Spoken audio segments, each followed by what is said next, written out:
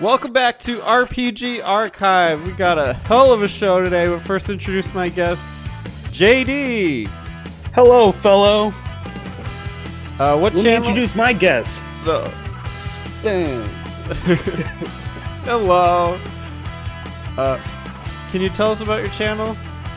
That is. Yeah, go ahead. It's still under control. It's called LazyJustice. I do quick overviews of games and talk about the best things about them, which we always know is the bosses. So stay tuned for that stuff. And before anyone asks if this ever makes its way on some sort of montage or, poorly aged, I will never do one of Elden Ring. There's too many bosses. There's like 80 something bosses, so no thank you. Oh, you could just do the main ones. I could, but then it's like someone's gonna be like, "What about your optional bosses, eh?" I'm like, "Oh, dang it, you're right." Yeah, But they can fuck off. Got an awesome show, as he alluded, although he didn't say it, but as he may have alluded to it, we are doing Elden Ring today. Super excited. This is my first entry into the Dark Souls, or the first game I've beaten in the Dark Souls, family. So look at you. Really, really excited. Had a great time with it. I also want to announce that I have opened a Discord for RPG Archive. I'm kicking it off. I will say that I have very little patience for Discord. So if you decide to join that community, just be nice and don't be annoying. Because I'm not going to do like a warning system. Nice. I'm just going to remove you just won't know. Yeah, you'll just be gone from it, and then that's all. So just don't be annoying. But there'll be some cool things in there. I might do some giveaways pretty soon. And those are Q&A. So if you have a Q&A thing, just put it in there, and we'll see what we do with it. I really don't know what is going to happen with that. So just if you like, the link will be in the description below, so you can join the Discord. Good times. Oh boy. All right. JD is an expert at Dark Souls, and when I say Dark Souls, it's understood that I'm just meaning the family, right? Or Soulsborne. Soulsborne, yeah. But I mean, it gets worse now because Elden Ring's out. It's like Soulsborne Ring, like. But Soulsborne wasn't totally enough, right? Because there's like Sekiro. Sekiro, yeah. That's fair. Sekiro's kind of outside of its realm of a Souls game. It honestly it has more in common with Elden Ring than it does with the other Dark Souls games. But they were still calling it that. The community was anyway. So I just go off of that. Well, I explained my history with it only to say that the reason I had to have you on here, one, I knew you would beat it. That's one of the main reasons. But also because as little as I know about it, you probably know a ton. Can you explain your history with the series, just the Soulsborne in general? Yeah, I played way back on PS3. I played Demon Souls. I was actually gifted a copy by a friend of mine, Taco, which you might know. He bought it for me, and it's like, yeah, you really like this game. I heard it was really hard. And this is back then. Even I loved playing games that were hard, unconventionally hard, and whatnot. Like this is off the heels of me playing games like Ninja Gaiden Black on the Xbox, which was the hard version of it, and then also playing like God Hand, games like that were just Beautiful Joe on Beautiful Mode, the first Beautiful Joe, that were people were like, yeah, that's like really time consuming, really annoying, really hard, and he got me Demon Souls. I played it for like 20 minutes and then I stopped playing it. And I didn't touch it again. I was in the military at the time. I didn't touch it again until I was over at a buddy's house. He had another TV set up. And he was like, "Hey, you want to watch Harry Potter?" Oh. I was like, "Sure. Can I play games while we do it?" And he's like, "Sure." And I guess Demon Souls was the only game in my, because I was playing on Xbox 360 for pretty much everything for that generation. But I don't remember what led me to bringing my PS3, but I brought it and I brought Demon Souls, made a new character, just trudging through that game. And eventually I beat it. I remember beating it at his house. He was watching me beat the last boss. He goes, "Whoa, cool." And then at the end, you have to, without spoiling it, you have a choice. And I did the good guy choice. And I was like, I don't even know what the fuck I did, but that was fun. And then I was done. And then, I swear to you, it must have been like 3 months later. They're like, "Hey, Dark Souls is coming out, made by the same guys who made Demon Souls." I was like, "Say less." And then, ever since then, every Souls game I've gotten day one, every DLC for a Souls game I've gotten. So I've just been on board ever since then, man. And I know the answer to this, but I'm just going to ask it anyway so that the audience Bloodborne. There you go. Yeah, it's Bloodborne.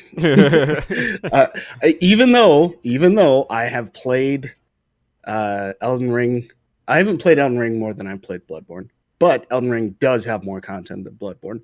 But more isn't necessarily better. And I would say that same thing even when you're equating the story, because the story of like Dark Souls has to do so much with the time doesn't move in a steady flow. So it's really, they can just, hey, there's inconsistencies or plot holes. You could just be like, "Oh, time," But in Bloodborne, it's like, and I'm not a Lovecraftian like fanatic, right? Mm-hmm. They got giant spiders in that game. I'm not a fan, but at the same time, the reason why it's my favorite is because it's the combination of what I like, the Gothic style of architecture and character design and stuff. I'm a big fan of Castlevania, so for any game you could get a whip in, first of all, is goated.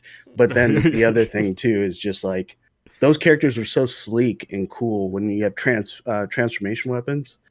Just the concept behind it. You got a scythe that you hold the base of it on your back, and then it's just a curved blade. But then when you need the whole scythe, you slam it in here, and then everything folds out and you flip it out. I'm like, oh, so stylish, so cool. Yeah. So I know there are people that are like, "Oh, this game's way better," and that's cool. But that's like some people being like, my favorite Grand Theft Auto is Vice City instead of, Grand Theft Auto 5. And it's okay to say one has definitely more features to it, but maybe all those features didn't matter to you. I don't care to get on a horse in Bloodborne, and I would hate to be in the open world because I bet you there's spiders just hanging out all over the fucking place. Nothing but spiders. Pure spiders. Spiders in the water, spiders in your hair, spiders in your food. Like, no, thank you. So I would much rather, they have a more linear approach in those games. So. What about you? What's your favorite Souls game? I know you've seen me beat Bloodborne. But Bloodborne is fun. I took up on it after playing Elden Ring because I know it was your favorite, and it's a little bit jarring at first. There's a couple buttons that are rearranged that are annoying, but that's not the game's fault. That's just because I played Elden Ring first. The graphics took a second because they're notably downgraded, but once I got used to it, I don't even notice it anymore. It's beautiful. The game is it has like a lot of little detail in it. Yeah. And I'm a sucker for architecture, and Bloodborne has at least so far. I know it moves its location a little bit, but I'm still in the area where it's the town. Yarnum, yeah. And it is beautiful. I love running on rooftops. I love the Gothic architecture and the navigation system. I think I even prefer it not being an open world. I think open world was necessary to get me to like it. Mhm. like because it was more free, like allowed me more freedom and the ability to not get stuck somewhere, which I am currently stuck somewhere on Bloodborne. Um, but I do really appreciate the more Metroidvania style of Bloodborne, Yeah. and I'm having a great time with it. So I think Yeah. I see your side of that story pretty Yeah. well. You ready to talk about Elden Ring? Bloodborne. Yeah. Yeah. Let's talk more about it. Yeah. Yeah. Go ahead. All right, let's get started. Uh, Elden Ring began, like the work for it began in 2017. The director is Hidetaka Miyazaki. Miyazaki. Thank you. I can never Mhm. pronounce Japanese names, even though as I'm looking at them more and more, I feel like they just follow the same phonetics that Spanish does. So I don't know why I can't pronounce It's them. like I think two it's letters. I think it's the I and Y that throw me off the most. Mm. I just don't understand that one. Oh well. We'll be referencing him a lot because I found a really good interview with him. And then like I pulled up some history on the release of it or on the development of it, and one of the big influences, or two of the big influences, really, are Shadow of the Colossus and Breath of the Wild. Which, do you see either of those games in this game? Yeah, I see. So I haven't played as much Breath of the Wild. I, like what 5 6 hours. You know my feelings. But when it comes to like Shadow of the Colossus, I definitely feel that because I think the biggest time you could see that is the what are they called? The temples, the bells. Mm. You know, with the big monster, you have to knock at the legs and knock off the white stuff. You know, on the legs to get it to fall down. Like that was first time seeing that. I was totally thinking that because I was like, "What's all that ringing?" And then you turn around and it's just gong, doof, doof, gong. You know, and you're like, "Oh man, that dude's huge. That's a big boy." But knocking those guys down a peg and then hopping in and then Yeah. realizing, hey, there's a reason why these things are moving. That's kind of interesting. I would also say some of the bosses, without spoiling anything, right before you Um. go to, Really, yeah, there will be all the spoilers.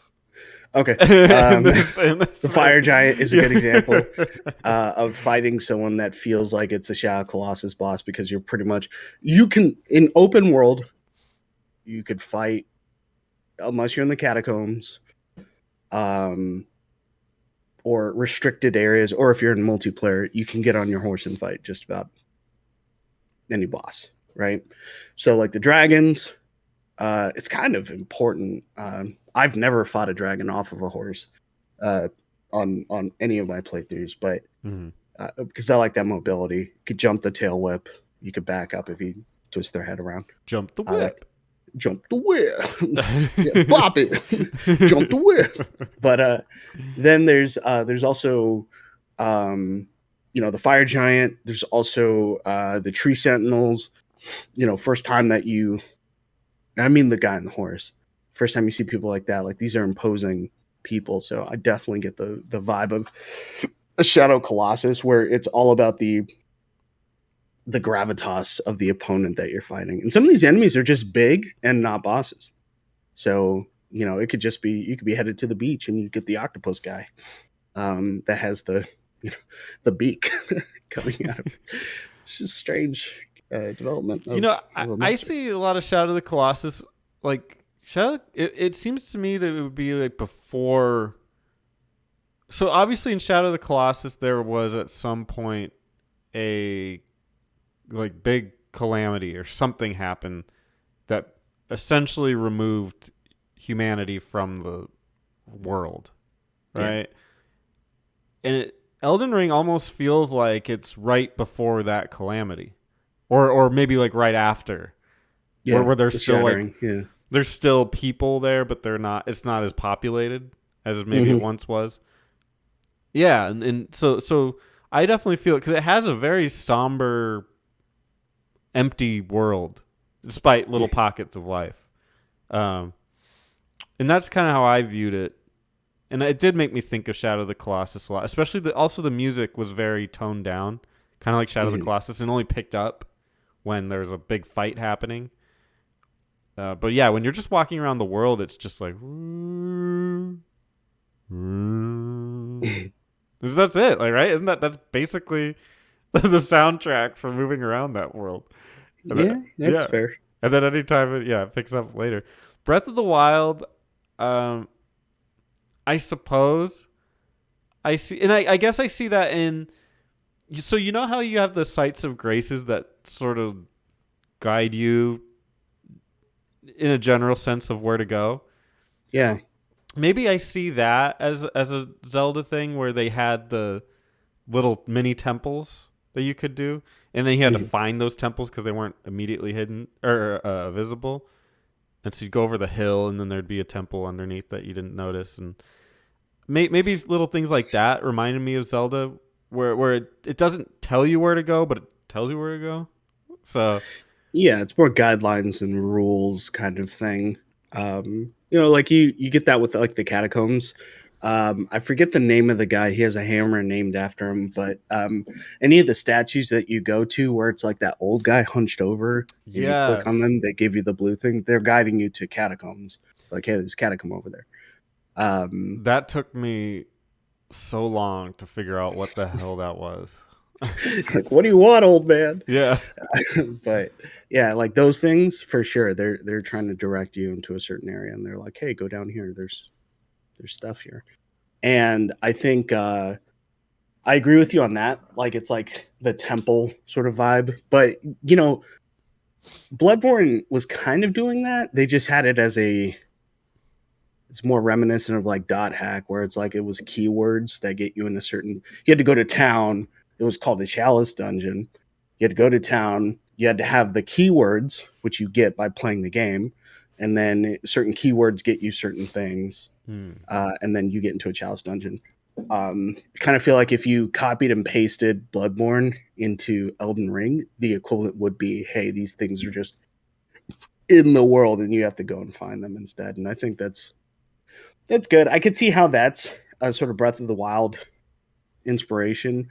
I feel like they took more from Shadow Colossus just based on theming and the concept of it more so than they did Breath of the Wild. Like Breath of the Wild, they don't have stamina doesn't affect you unless you're close to an enemy, right? So you don't your stamina is infinite, so you could sprint if you wanted to the entire way, so long as you never got close to an enemy, Mhm. or in the sense of in the sense of like I said, the imposing nature of enemies, like they're obviously designed to be huge enemies, and there's a lot of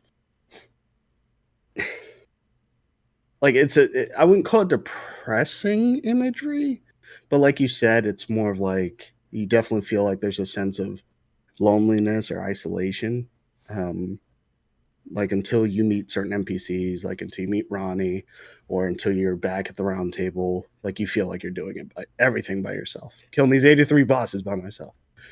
You know, I better be the Elden Lord after so It better be Elden um Lord after this. right. I swear to I somebody, swear to heck. I swear to Queen America, if I'm not Elden Lord, I'm gonna lose my shit. But but yeah, I mean, I outside of the catacombs, I don't know what else they could have pulled from Zelda. It just seems strange to me. Maybe just the lack of like driving, or maybe the lack of like a map that tells you about things. I Hmm. don't know. It seems a little tenuous because honestly, I think a lot of Zelda took from Dark Souls, maybe, or just in general, like not holding your hand. In Yeah. that general sense, I think that's it. And honestly, when I describe Elden Ring to people, I have to call it like Zelda for adults. It because and that's not a shot at Zelda. Zelda is what it is. It's a game, but it's more for kids. That's clear. Uh, Elden Ring takes a lot of the things that you like from Zelda gets rid of some of the superfluous things and then makes combat more of a priority, which I think, and the themes are also much more adult like. And to me, that's awesome. I think there's room for both, and I like that there's a game that takes that freedom and exploration that Zelda is known for, and then makes it really dark and has cool combat and cool bosses. So For sure. Yeah, absolutely. I think it's a good thing. Found a really cool interview at at Knoll. It's Knowll, and they had an interview with Hidetaka Miyazaki, and it's about Elden Ring, believe it or not. He says they ask him questions. I'm just going to read the parts where Miyazaki speaks, so I don't. That's the part I care about. Elden Ring is a new third-person action RPG with a dark fantasy setting. The gameplay is not so different from that of Dark Souls. This does not mean that the gameplay will be identical, but you could say that Elden Ring shares the same genre. So I want to talk a couple things with that. Well, one thing mainly. He did mention it is dark fantasy. What's your opinion on dark fantasy? It's kind of funny that he's like, "This is dark fantasy." It's like, yeah, so is Dark Souls. Like, you kidding me? I mean, technically, I don't. It's not a genre, or at least I don't think it's a genre in Japan. To say Sekiro's dark, like feudal mysticism, folklore, fantasy. There's definitely a lot of folklore in it. Sekiro is also pretty dark, and then Bloodborne's pretty dark, but it's not. What else do you expect? I wasn't expecting it to be, a light-hearted, like, romp through the places between, or whatever the land is called.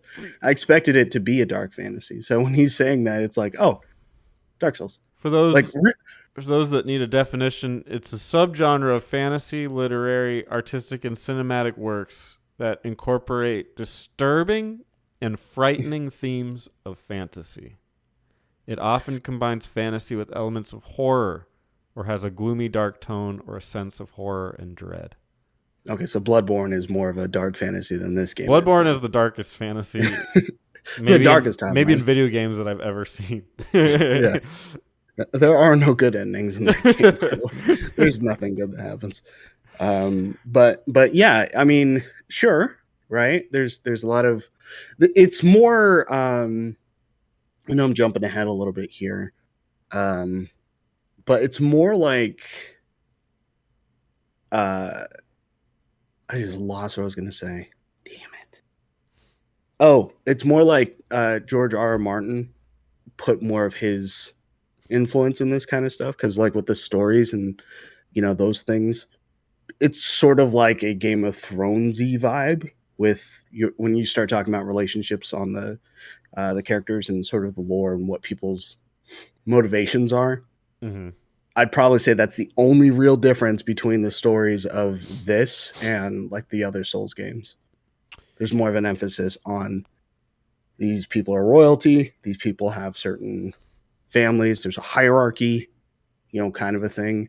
If you talk about, the first Dark Souls, the craziest it gets is the story about being the warrior that fought off the abyss and thinking the entire time that it wasn't you, and then you go back in the past and it's actually you that does it. That kind of stuff. So, yeah, dark fantasy, more so than I'd say the first Dark Souls. Second one, I'd say it's more in line with it. And then the third one is probably fair. But I don't know. It's not a curveball. It didn't surprise me. So. Let's talk a little bit. You mentioned George R. R. Martin. Let's talk about this in that same interview. Mm-hmm. And I'm going to be referencing that interview a lot, so I might even just stop saying that. But Miyazaki said the actual collaboration began with Martin ever so politely confirming what kinds of themes, ideas, as well as various game-related aspects I had envisioned for the game. This allowed us to have many open and creative discussions regarding the game, which Martin later used as a base to create the overarching mythos of the game world itself. This mythos proved to be full of engaging characters and drama, along with a plethora of mystical and mysterious elements as well. It was an amazing source of stimulus for the development staff and me. Elden Ring's world was created using this mythos and stimulus as a foundation. Even I find it difficult to contain my own excitement from time to time. We hope that everyone is looking forward to the world we have created. So you kind of touched on it with George R. R. Martin. He's known for a Song of Fire and Ice. Is that what it's called? Well, I mean, that's one of the books. But that's the Game of Thrones. That would be like the main inspiration, and basically what Game of Thrones is, right? Isn't it? Is that the most recent book? Isn't that the game that, or the thing that Game of Thrones is based off of? Oh yeah, you're right. I'm sorry. Yeah, that's the whole collection of it. Yeah, you are correct. Yeah, it's a little weird because for those that don't know, it's like all one of you or something. Game of Thrones is a pretty popular TV show that was on HBO, right? Yes. And George R. R. Martin is credited for it for writing it, but really he wrote like the books behind it, and then the studio just made the show about it. And the show's called Game of Thrones, but the series of books is called A Song of Fire and Ice, I think. Yeah, the series of books. You are correct. Yeah. So yeah, he didn't write before anyone goes like, oh man, so Game of Thrones, I heard such. And so, he didn't write that far ahead. He wrote, I believe, 3 books, and it stopped right at the peak of the craziest moments. And then they're like, come out with another book. We're wildly popular. Turns out he was working on Elden Ring. Yeah. I'm busy with my boy Miyazaki here, bro. So they decided to then go like in a different direction. Like, hey, we're gonna try and take over. Very common in anime, by the way, in the Japanese media, where a manga will go up to a certain chapter, and then the anime, at least in the past, the anime will deviate. You can look at Rurouni Kenshin, you can look at Full Metal Alchemist. They'll usually do filler, so like Bleach, Naruto, Dragon Ball. They'll do filler and stuff like that to try and fluff it up to give them time for more manga chapters to come out. But in actuality,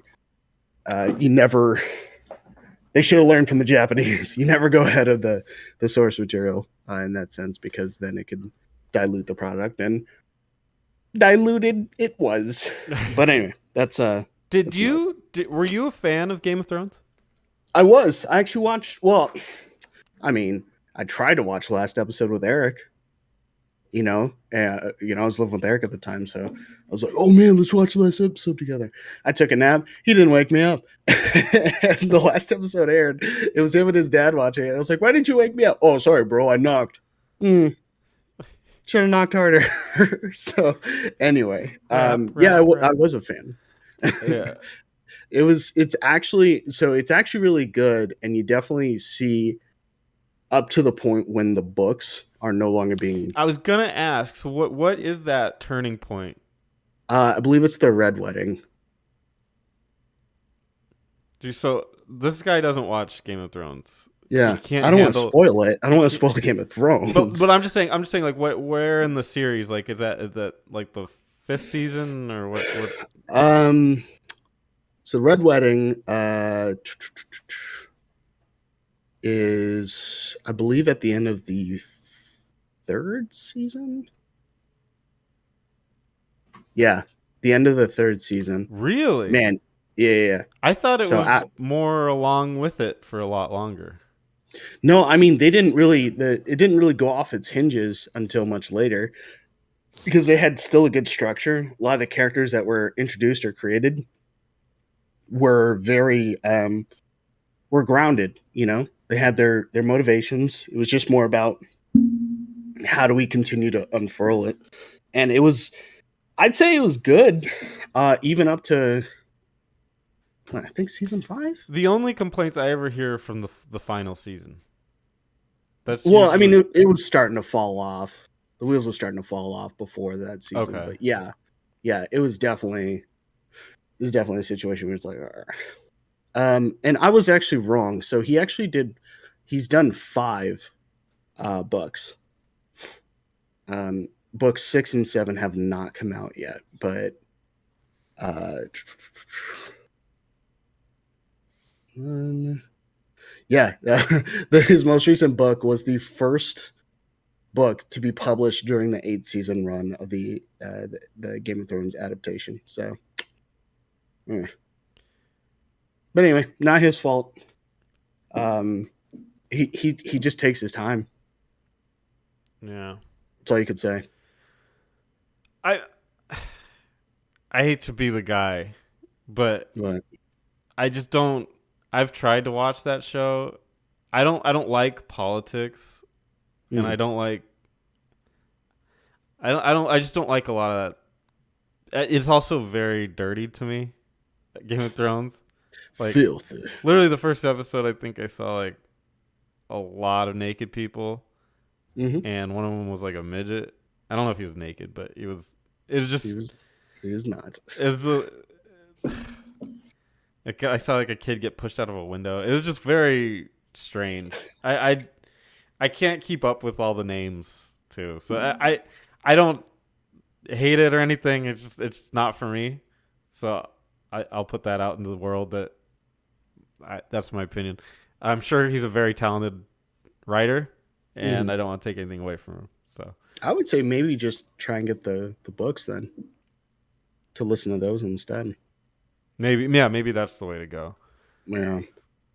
Hey man, I've been on an Audible roll lately, and no, this is not an ad. And you can too when you use the RPG Archive uh, coupon code. That would be Um, sick. but that's something to consider. So, but anyway, keep going. So in this statement from Miyazaki, it's clear that George R. R. Martin created the world. Let me read Mhm. from him. Storytelling in video games, at least the way we approach it at From Software, comes with numerous restrictions for the writer. I didn't think it was a good approach to have Martin write within those restrictions. By having him write about a time when the player is not directly involved, he can freely unleash his creativity. Also, as From Software, we did not want to make a more linear and story-driven experience with Elden Ring. Both issues can be solved by having Martin write about the world's history instead. So basically, Miyazaki's team does the story of the game, and George R. R. Martin does the lore of the game. Does that make sense? Yeah, if we're comparing the two, someone had a heavier load. Definitely, George R. R. Martin had a heavier load. Like, oh, I guess we'll work around you here in the Miyazaki studios. You could start things off though. So Yeah. that's interesting that they mention it like that because there was never going to be a linear story. No Souls game, even Bloodborne Bloodborne's probably the most, or Sekiro technically, because all the events are happening as you're playing them, are the most straightforward, right? Like as far as to there's no real complications. But if you look at like Blood or any of the Dark Souls games, even you could argue Demon Souls is kind of straightforward. Um, they have time and all these other things as factors to and keep in mind two wasn't even helmed by Miyazaki, so it's like the direction of where the story was going to go and whatnot was a little bit shaken up. But realistically speaking, George R. R. Martin had most of the work, and you can obviously see his influence when we're talking about things of, when they start naming things. George R. R. Martin's really good at doing that. A Song of Fire and Ice, right? Doesn't tell you a lot about it, but still makes it appealing, right? The concept of that. Oh, what's this song? Oh, it's a tale. Fire. What could be fire? Dragons? Ice? It could be cold bear. Ice dragons. Like you start thinking like that, right? Yeah. When they talk about, was it the Night of Black Knives, right? Or the Night of Knives? I forget what it is specifically. Um,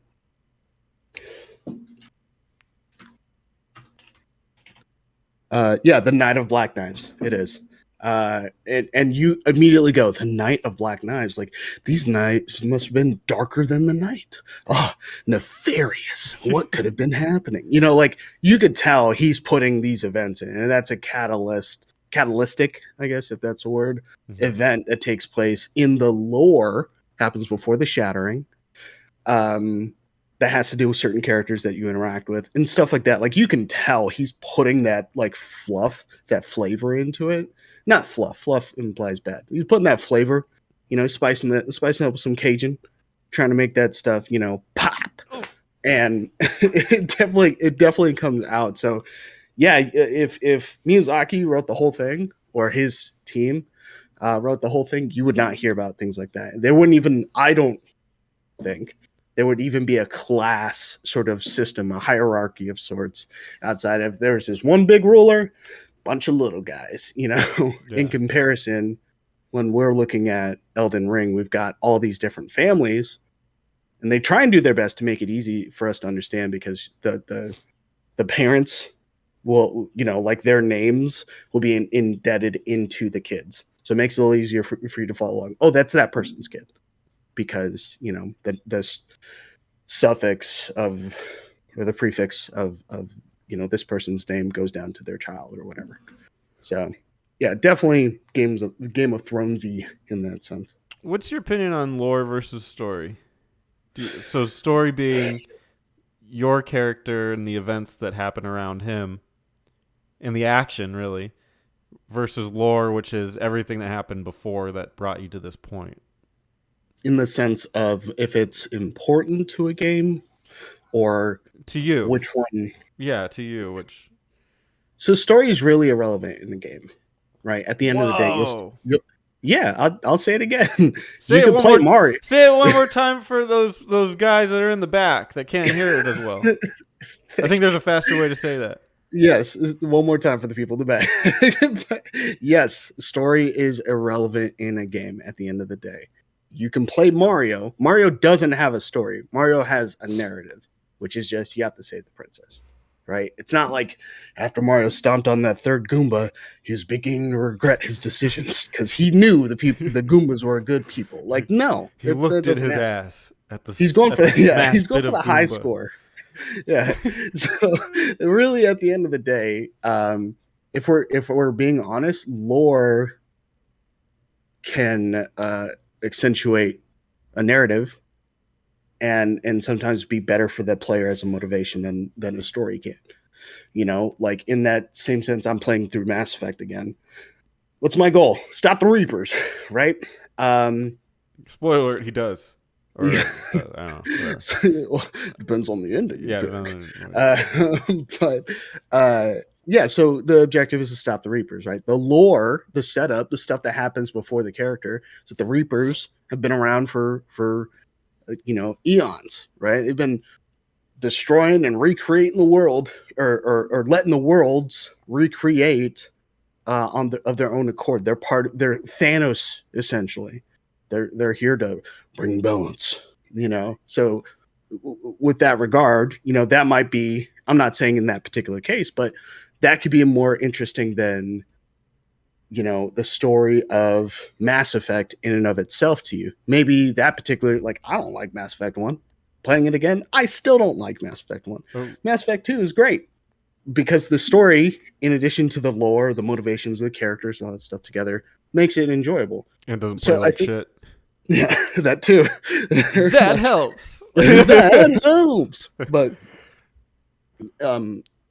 keeping all that in mind, the reason why it's more enjoyable is like, or would be more important for me, I should say, is lore is foundational in nature.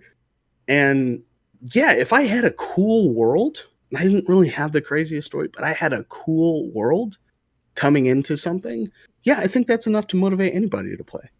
More so than, and your lore doesn't have to be Souls-esque. It doesn't have to be that huge, right? It could just be, the lore could be, in the beginning, blah, blah, blah happened, and here are the 5 laws of battle. and then your character is just going through this world utilizing these 5 laws of combat or battle or whatever the case is. But it's cool because you feel like you're actually in the world. It's world building Yeah. in nature. So In like the most generic sense of the word, it is world building because yeah, lore builds the world. exactly. Yeah, I never thought of it that way, and I guess I do agree that video games don't need a story mm-hmm. because they're just action.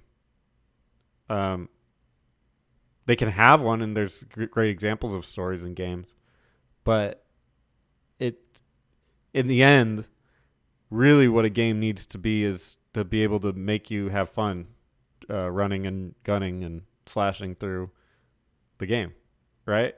And if there's a story attached to it, that's great. But really, lore would be the important part because it gives you the why you're doing it. Like, oh, because the princess was stolen and it's your job to save her. Okay, like that would be like the lore, and then the story would be the you doing it, which I guess is that's the gameplay, right?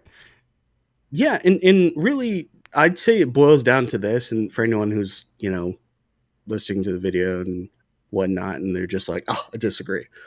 When you look at it from that standpoint, video games are essentially a form of escapism, right? Or whether directly or indirectly, whether you're actually trying to escape from your daily life, or if you're just like, hey, I want to immerse myself, right? You can't be in two places, two states of mind, really, at once. So if I don't care about your world, if your world isn't cool enough for me and the lore hasn't set it up, why would I even want to lose myself in it? Your stuff isn't appealing to me. Okay, well, you lost me with that. Good example of a game where that happened with me is Disco Elysium. I've replayed that game. I haven't beaten it, but I've replayed that game and forced myself to be like, I'm going to spend like 4 hours playing this game. And it ended up getting really fun and really interesting instead of me playing for like 30 minutes and be like, oh, I like how my guy looks. I'm out, because there's a world there. You just got to find it. Or in some cases, go on YouTube and let someone else explain the lore. It might be a thing for some people. Yeah. So. All right, let's go a different direction and talk about the title of Elden Ring. This is from that Null thing, although the interview will come in a second. But it's not the first time that they've used the word ring in the title of their games. Before Miyazaki joined the company in the year 2000, that was an old Conan O'Brien bit. Did you ever watch Conan O'Brien? Not really too much. Anyway. Is that your favorite late night talk show guy? It was. I don't like exactly what he became, but anyway, he used to do a bit. He used to do a bit where he was like, they would, because it was before the year 2000. They'd go in the year 2000, and they make predictions about what the world would be like, and they were obviously jokes. But anyway, in the year 2000, they released a game titled Eternal Ring. And during the creation of Dark Souls, the initial candidate title was Dark Ring. According to Miyazaki, Elden Ring is an important artifact in the mythology of the new game. You know why it was called Dark Ring? Oh, there we go. I was hoping you would know that. Okay, what's up? So the undead flying here, the undead curse in Dark Souls was a ring. I think Dark Souls 2 shows it like being branded onto someone. It's kind of interesting, but yeah, I think they show it in like their opening or whatever. Like it's like some calling, like you forget your family and all that stuff, and you have to go to the lands betwixt, which is the area. And oh, look at that! It sounds like Elden Ring. You have to go to that area in Dark Souls 2. But yeah, it was the curse of the undead. So that was the symbol of the curse, which is kind of cool. Let me see if I can bring up a picture so you can see. But yeah, it's really neat to see how the names change. Like I'd say it makes more sense than uh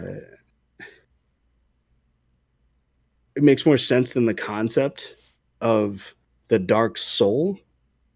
Because if I remember correctly, the dark soul they refer to as just like humanity, the furtive pygmy.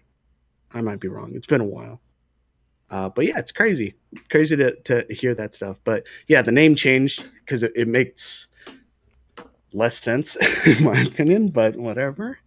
Um, Dark Ring was apparently also a slang term Oh, in the UK for uh, bussy. So yeah, really? yeah. So I that's was gonna think it'd be for the other hole. yeah. Well, no, bussy, not with a Oh, P. So yes, you are oh, I'm right. right. Okay, okay. You are I correct. thought you were just trying to censor yourself. I No, wasn't that's familiar with it. slang for that term. Yeah, You were using slang for slang. I was using slang.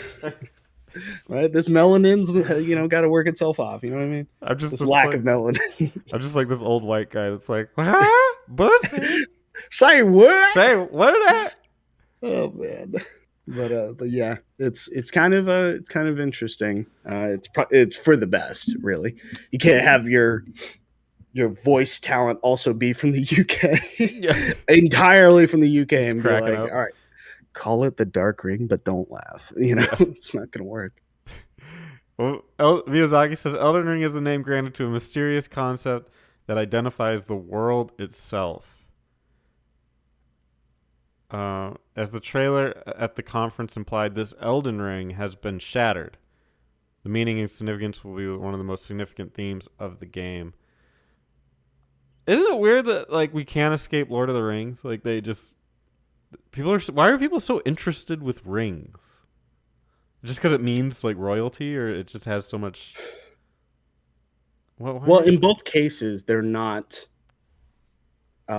items to be worn. Right, the Elden Ring is based upon it's from the greater will, which is essentially like a deity of the land. But it's like it's not an actual ring Mhm. that you put on. It's more of just a blessing on the land at that point, for like prosperity, the golden age of that particular kingdom or whatever. Yeah. It could be entirely symbolic. Um, there was a video that someone did where they talked about because you get great runes from beating certain bosses. Um, Getting all the great runes in the game, and there are certain people who have cast out the great runes, like Ronnie. She got rid of her great rune. So where's that? Who knows?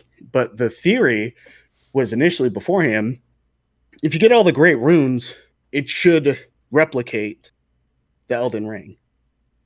But if you notice, when you play Elden Ring, right, and you specifically experience this, you only need 2 great runes to become the Elden Lord. You don't need to challenge for any more, Hmm. right? So Renala, and then what's his name? Morgot? Morgot? I think it Godric. is. Godric. Godric. Godric. Yeah. Morgot. Morgot's up top. But yeah, Godric. Those are the only 2. And then you can make your way to the throne room at that point, which is kind of interesting when you consider the narrative of a lot of the other guys, like and also the round table. These guys are good for nothing. All you gotta do is kill 2 guys. Y'all being ridiculous here. Y'all can't even do that and become the Elden Lord. I'm doing this shit in record time, but whatever. But if I remember correctly, when they fused or they imposed it all together, it didn't even look like how the I don't think it looked like how the Elden Ring actually looked. So it's more of a symbol of status, and in my opinion, more of symbolism for uh, like the age that they were in, the prosperity. Every Soulsborne game has something to do with an age of prosperity followed by something, a collapse of sorts. So the age of fire in Dark Souls, right? Bloodborne, you could talk about like the healing church and the blood blood ministration, like that stuff or whatever, where they were healing people, things like that. There's always that reoccurring theme in every one of those Soulsborne games. So things were good and then they went bad. Is reoccurring. So I thought I put it in here, but oh no, yeah, I don't see it. So I'm just gonna do it now. Um, this game was first shown off at E3 mhm. on 2019. Yeah, 2019. Did you see that trailer and were you excited for this? I don't know if I saw that trailer. Let me see. This is the part in the podcast where JD just watches a trailer for 2 minutes. No, it's an announcement trailer. Well, it is a 2-minute announcement trailer.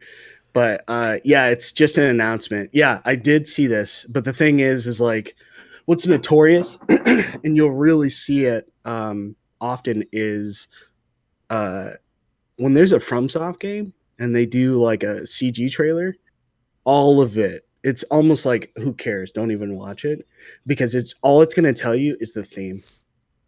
Okay. If that.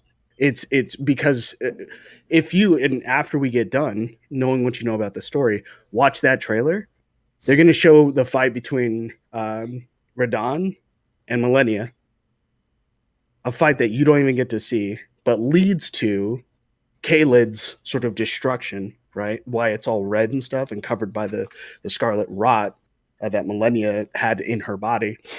And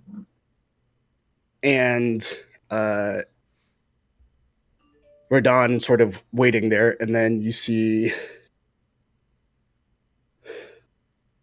Radagon, it looks like, slaving away with the hammer. And wait, does he shatter the ring? No, so it's not Radagon. That's what's Malika, Queen Malika, Malika. I'm messing up their names.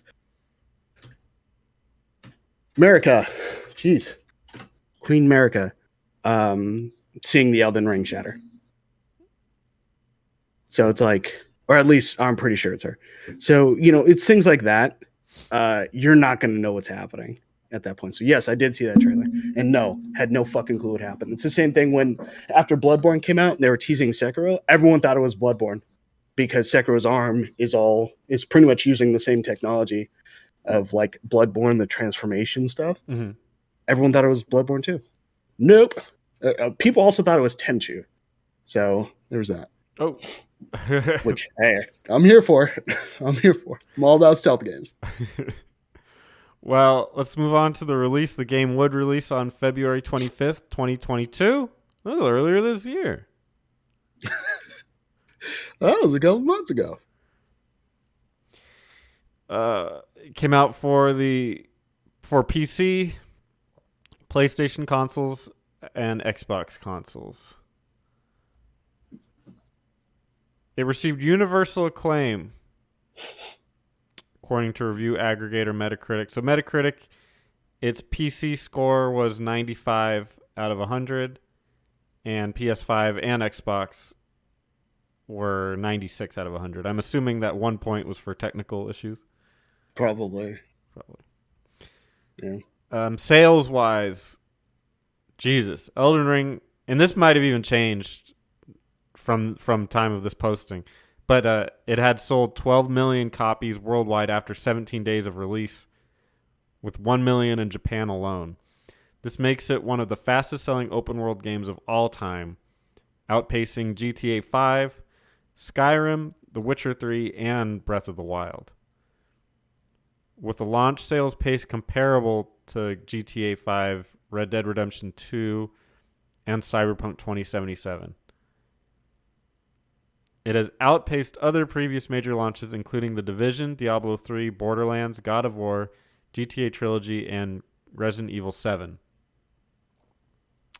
Elden Ring's 12 million sales figure is nearly half of the collective 27 million sales from the Dark Souls trilogy as of 2020. It also outsold Dark Souls 3, which I guess is what you want. You want things to keep selling more and more.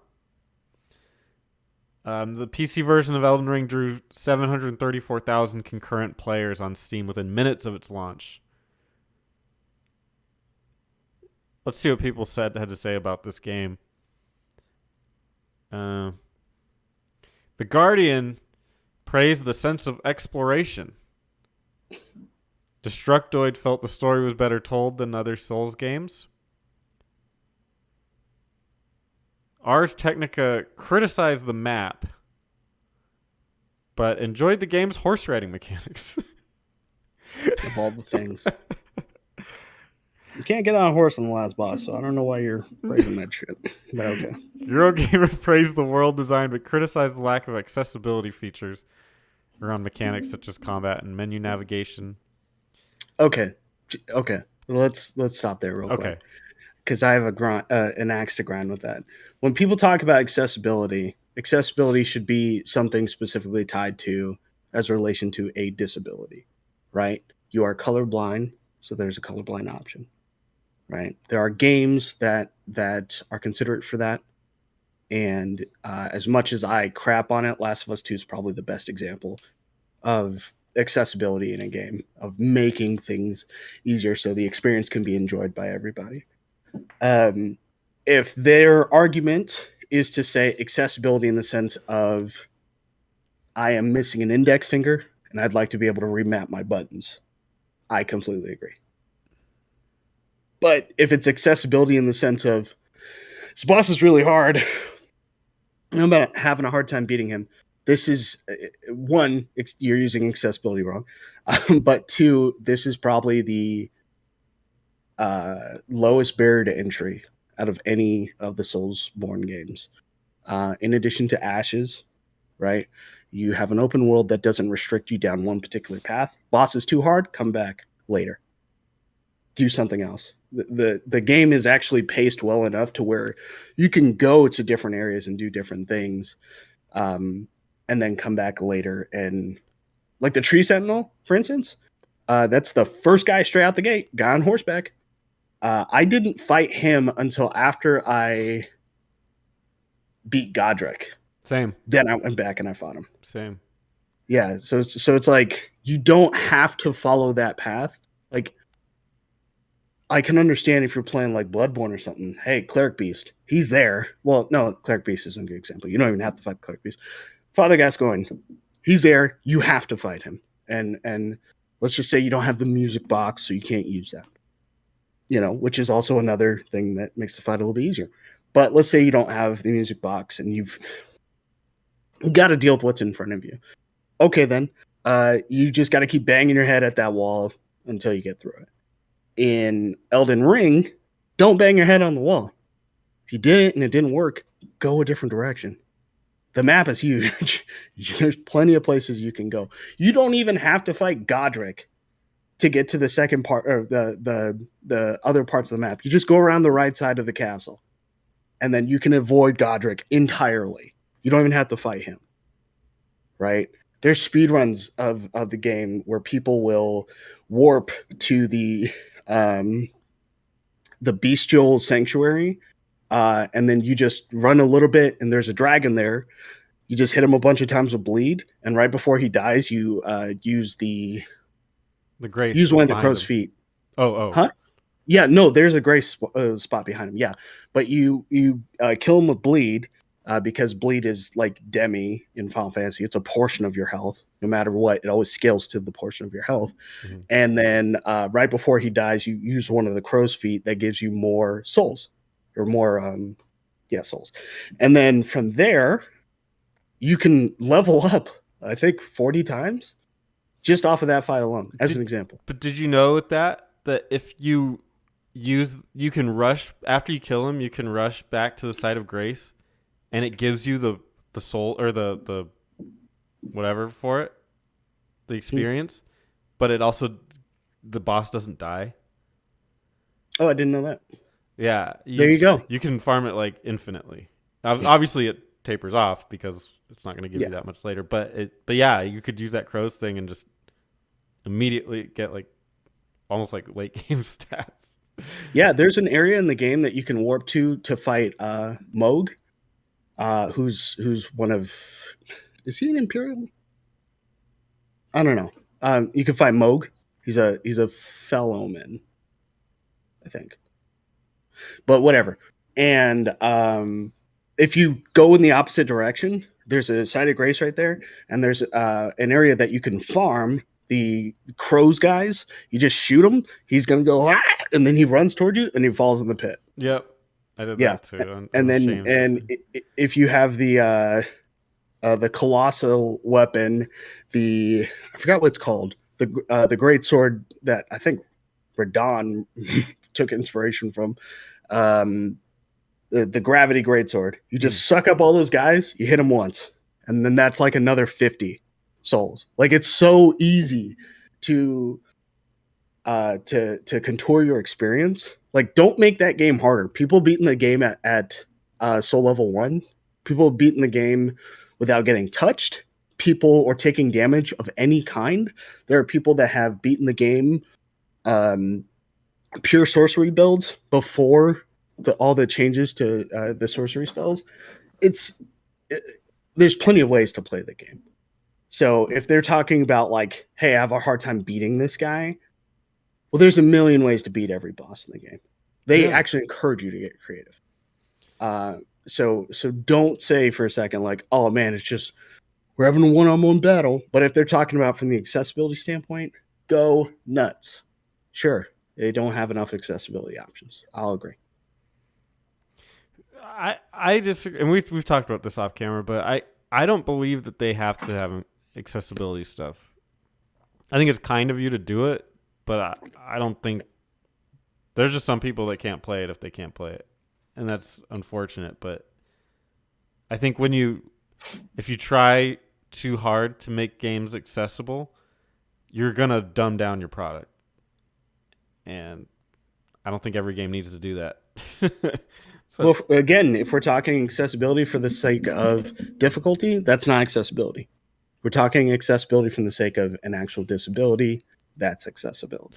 Right, but like, okay, like I need to change the button mapping. That's fine.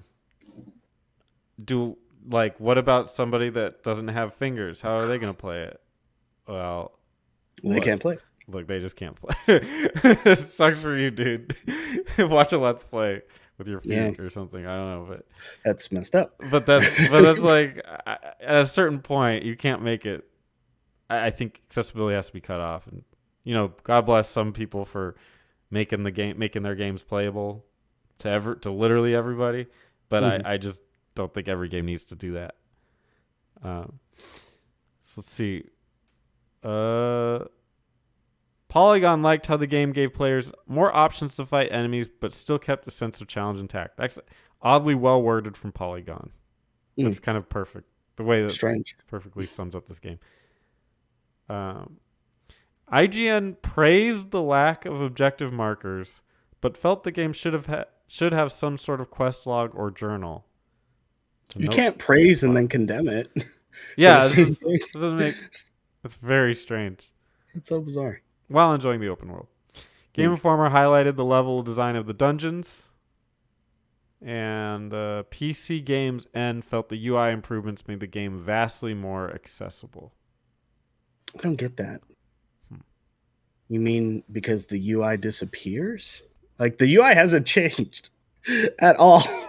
It hasn't changed. What are you talking about? Like there's a signature for the Souls games. Like, you're playing a Souls game and I don't think it's in Sekiro. I haven't played Sekiro in so long. Sekiro's the only game I won and done a Souls game that I was like, I'm not going back. I don't need to. At least not right now. I don't need to go back.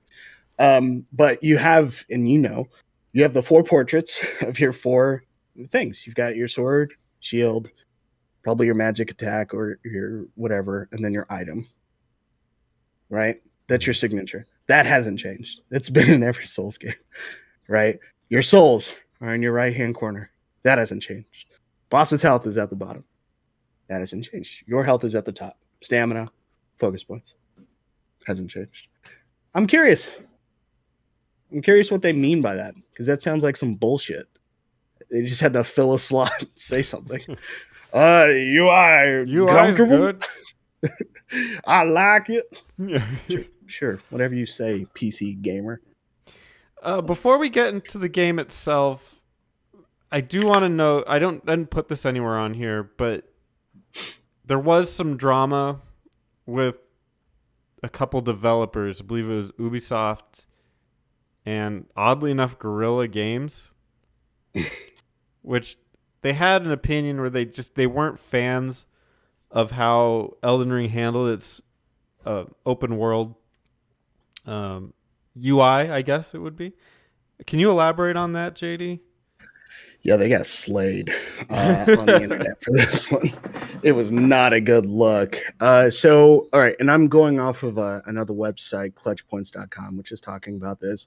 So it all started with a tweet from Ubisoft UX, which is user experience, director Ahmad Salama, who claimed the fact that Elden Ring scored a 97 Metacritic is proof that reviewers don't give a flaming poop about game UX. My life is a lie. First of all, probably if you work at Ubisoft. But his tweet was replied to by Nix's software developer, Rebecca Fernandez O'Shea, who added to the list PC graphics, stability, and performance. I agree with stability. I didn't really have any performance issues in the sense that I felt like the game was like pre-rendering, or like not pre-rendering, pre-caching something like when I load into an area. Everything was fine. Stability, yeah, I did experience the frame rate dips, not in the area that everyone says, and not nearly as long as some of the most egregious examples. It was like, a stutter here or there, right? Not the end of the world. I'm actually playing through Mafia right now, and Mafia has that. So, the new Mafia. So interesting. The trio concerto was capped off by Guerrilla Games senior quest designer Blake Rabouche with quest design. On a separate tweet, Salama doubled down saying, Elden Ring's UX is so bad that I can only imagine FromSoft's devs smoking at their desks and using CTR monitors. Obviously, CRT monitors? no, they say it says CTR right here. Maybe he meant CRT. Either the guy writing the article or the guy writing the text, but it says CRT or CTR right here. Yeah, it's probably Crash I Team Racing. don't know what a CTR monitor is, but I know what CRT is. Whatever. Anyway, Elden Ring and FromSoft fans were quick to defend the game. Yeah, and what's funny is, crap, my mic went out or my headphones went out. What's really interesting about this whole thing is it led to one of the more popular memes about what if Ubisoft made Elden Ring, and it's a really condemning picture. So true too. Yeah, it's very sad, but it's also very funny. The picture has message of the day in the left hand corner. It has in the bottom screen, it goes tarnish. Maybe I should investigate that cave. It has A to jump, press X to activate tarnish sense. It has a map with a bunch of question marks on it that also show up in front of you. It has main quest, talk to Melina. Below that, boss fight, defeat Hodir, and then Eagles collected, 2 out of 10. It's pretty bad. Oh, and it has level up in the bottom right hand corner as well. It's pretty bad. It's pretty telling. Yeah. It's actually kind of funny that they decided to try and jump on Elden Ring. You think about stuff like that, and you think about people who should be more supportive of a really demanding industry, and you expect your peers, to be that sort of stalwart of sorts to really hold you up if your game's getting condemned or if it's being applauded. Like, you see it very commonly, and I don't know, maybe I just come to expect it. You see it very commonly with like first party studios.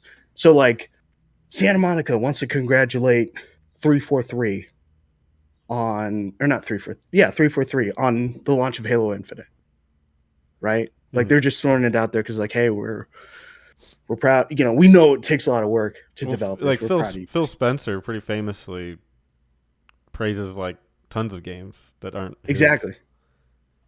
Yeah, he sets a really good standard that a lot of other people should have. And I know, like, is it Shuhei, um, president of Sony Entertainment of Japan, will do the same thing. But to have these developers that are doing this, it's no wonder they got shit on. It's Yeah, and I like to make one thing clear. I like open world gaming. I think open yeah, world games are fun.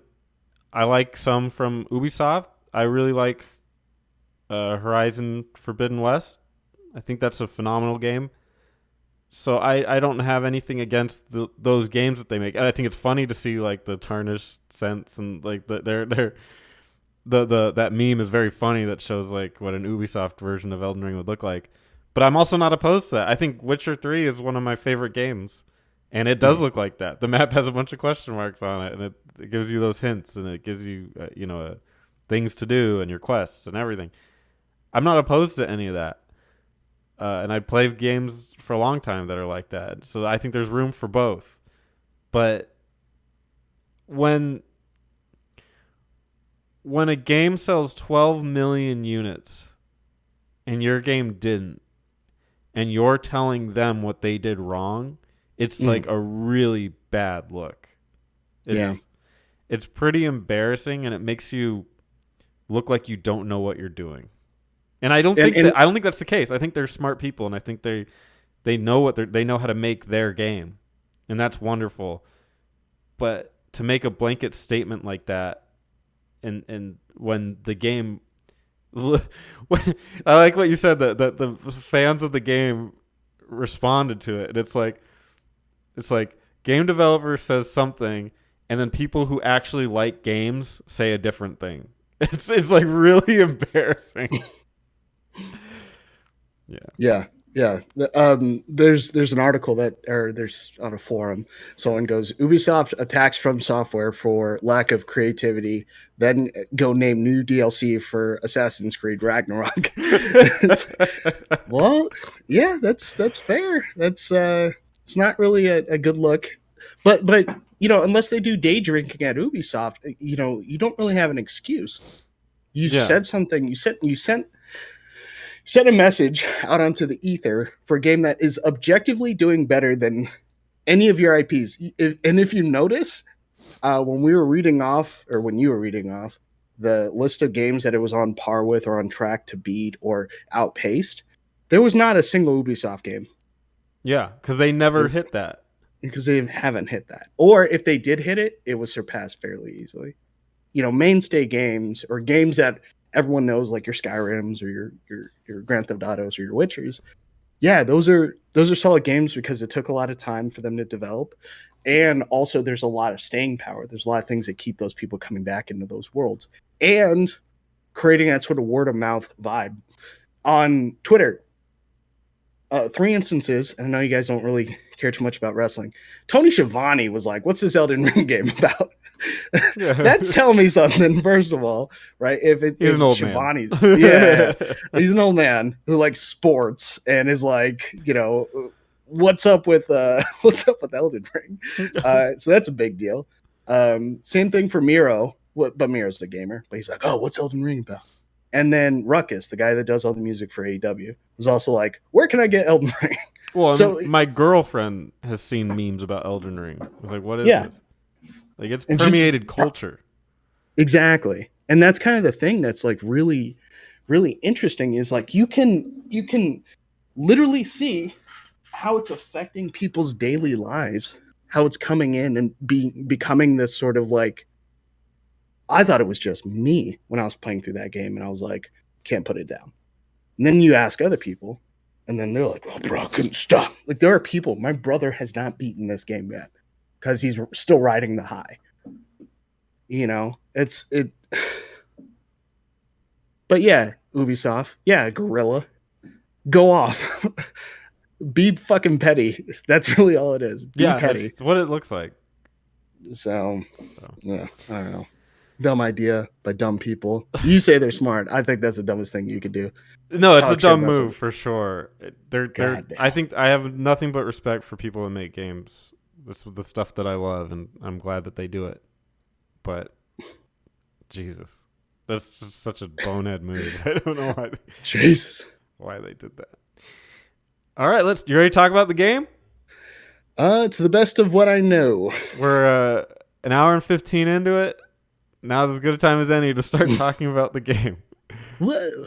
All right, we're going to start with the story. I'm going to read something, so you're going to hear my voice for a little bit, and then I'm probably going to shut up because I don't know a lot about this, and you're much better at explaining this stuff than I am.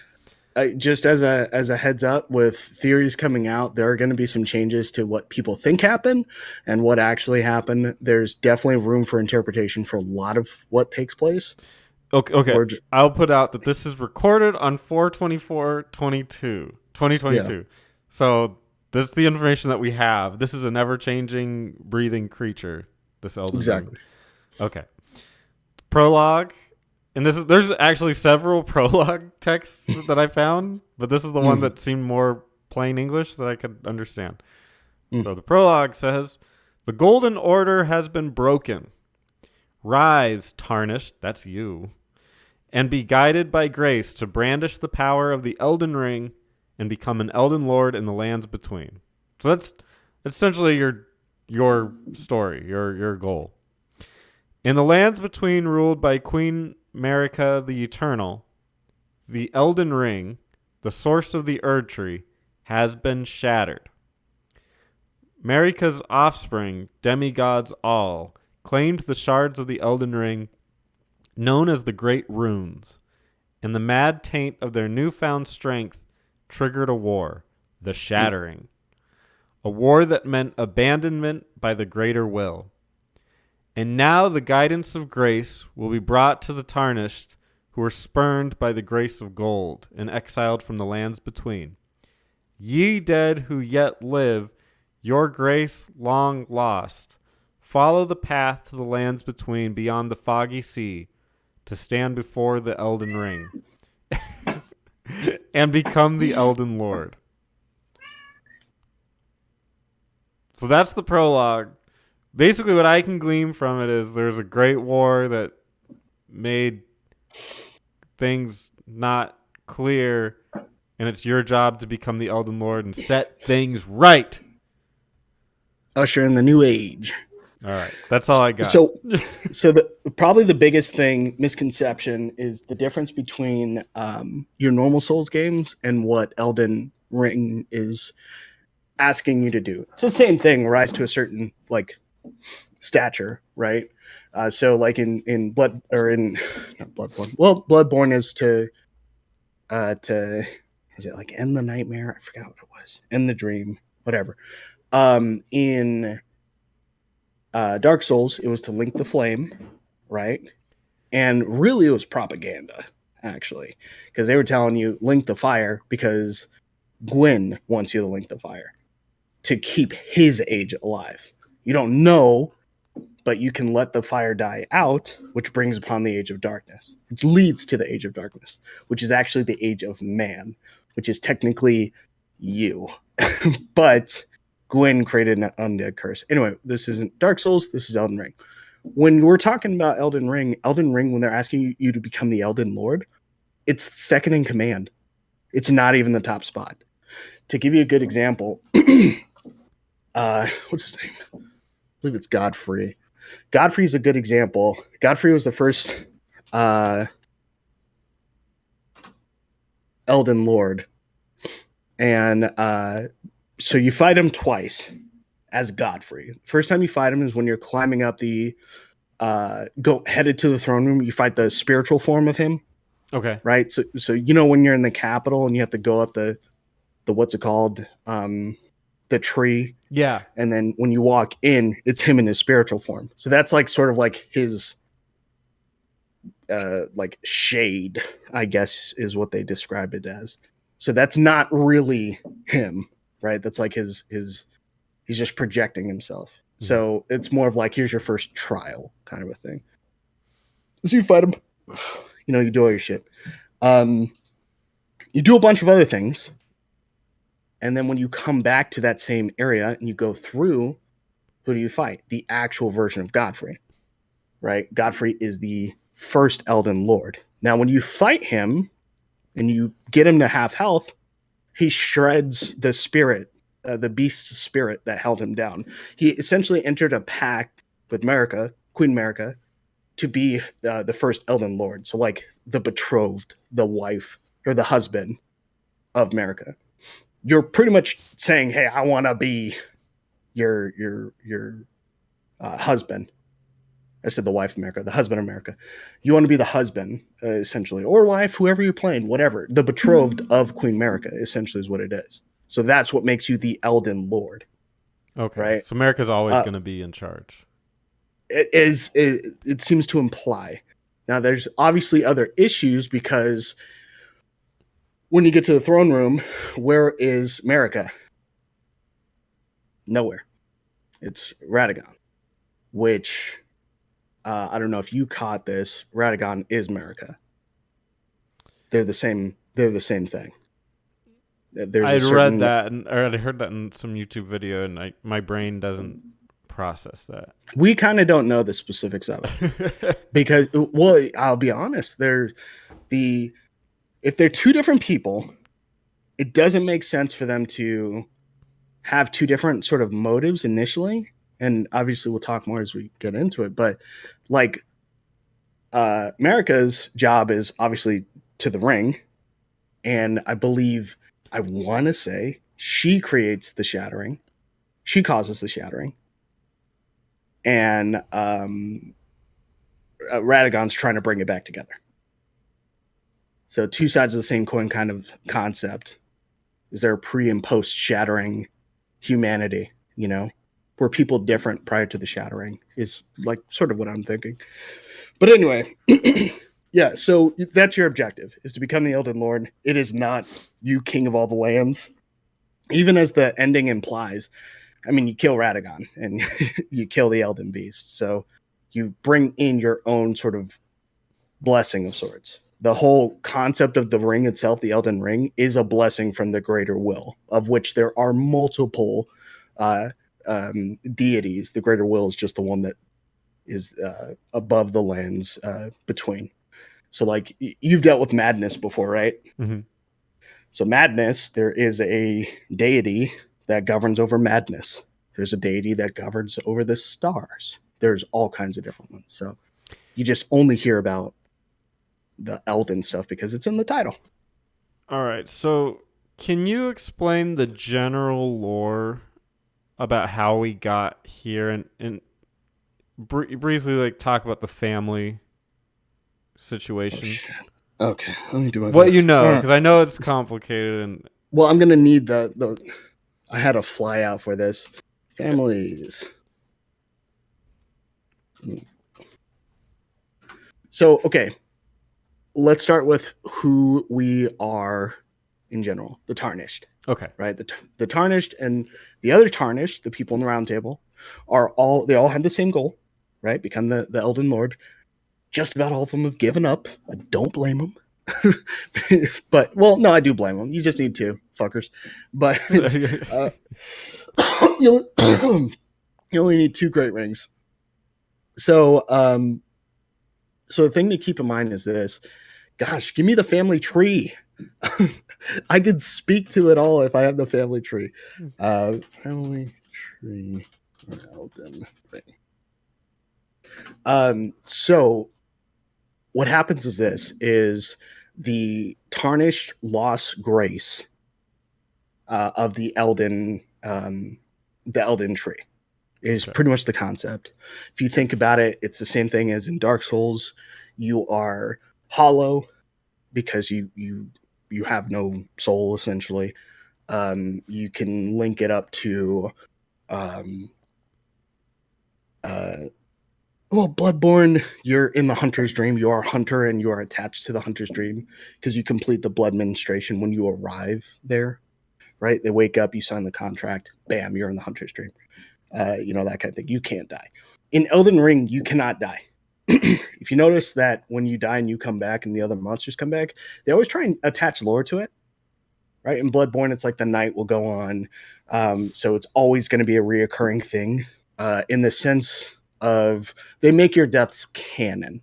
So say you go around and you kill a monster, right? That monster, as told by Vati Vidya, will tell you that that monster didn't die. It went to the Elden tree to be repurposed, reborn at a later time and to come back.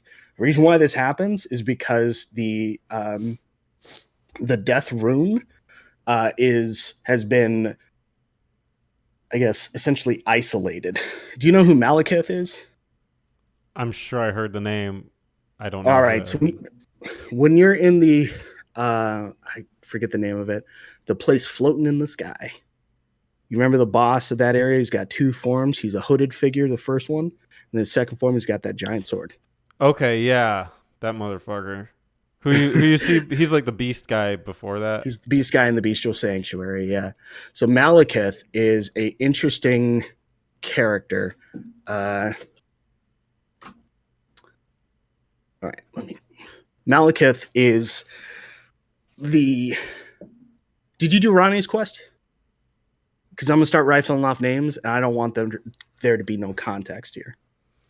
Do you know who Blad is? Blad, Blad's the wolf the guy. wolf guy. Yeah, I don't think I really did her quest. I thought I tried, but I just didn't know how to proceed. I guess because I I talked to her and I accepted whatever it is I had to accept with her, and then she sent me on a quest with the wolf guy, and the wolf guy we did the. Is You it went down. Radigan? Who? We the boss on the little horse. Oh, Radon. Radon. Yeah, he was Yeah. at the castle in Caelid, hmm and that was the last I saw of him. I didn't really understand what to do, so I kept going on about my business. Got it. Okay, that's fine. So what happens is this is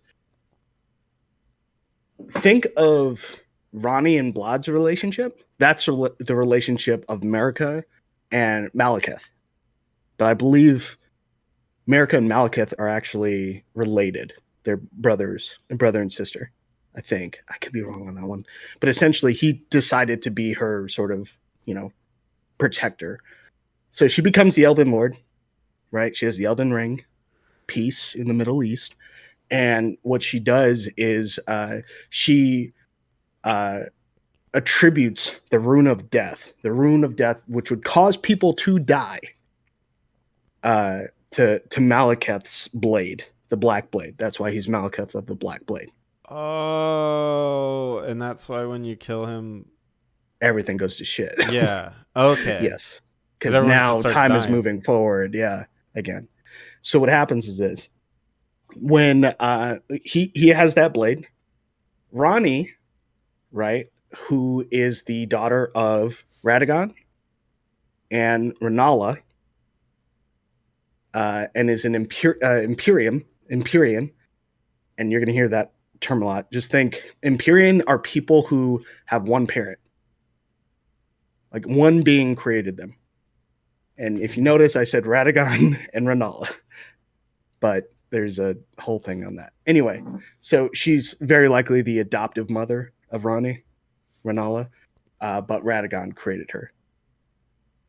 America also created other Empyreans.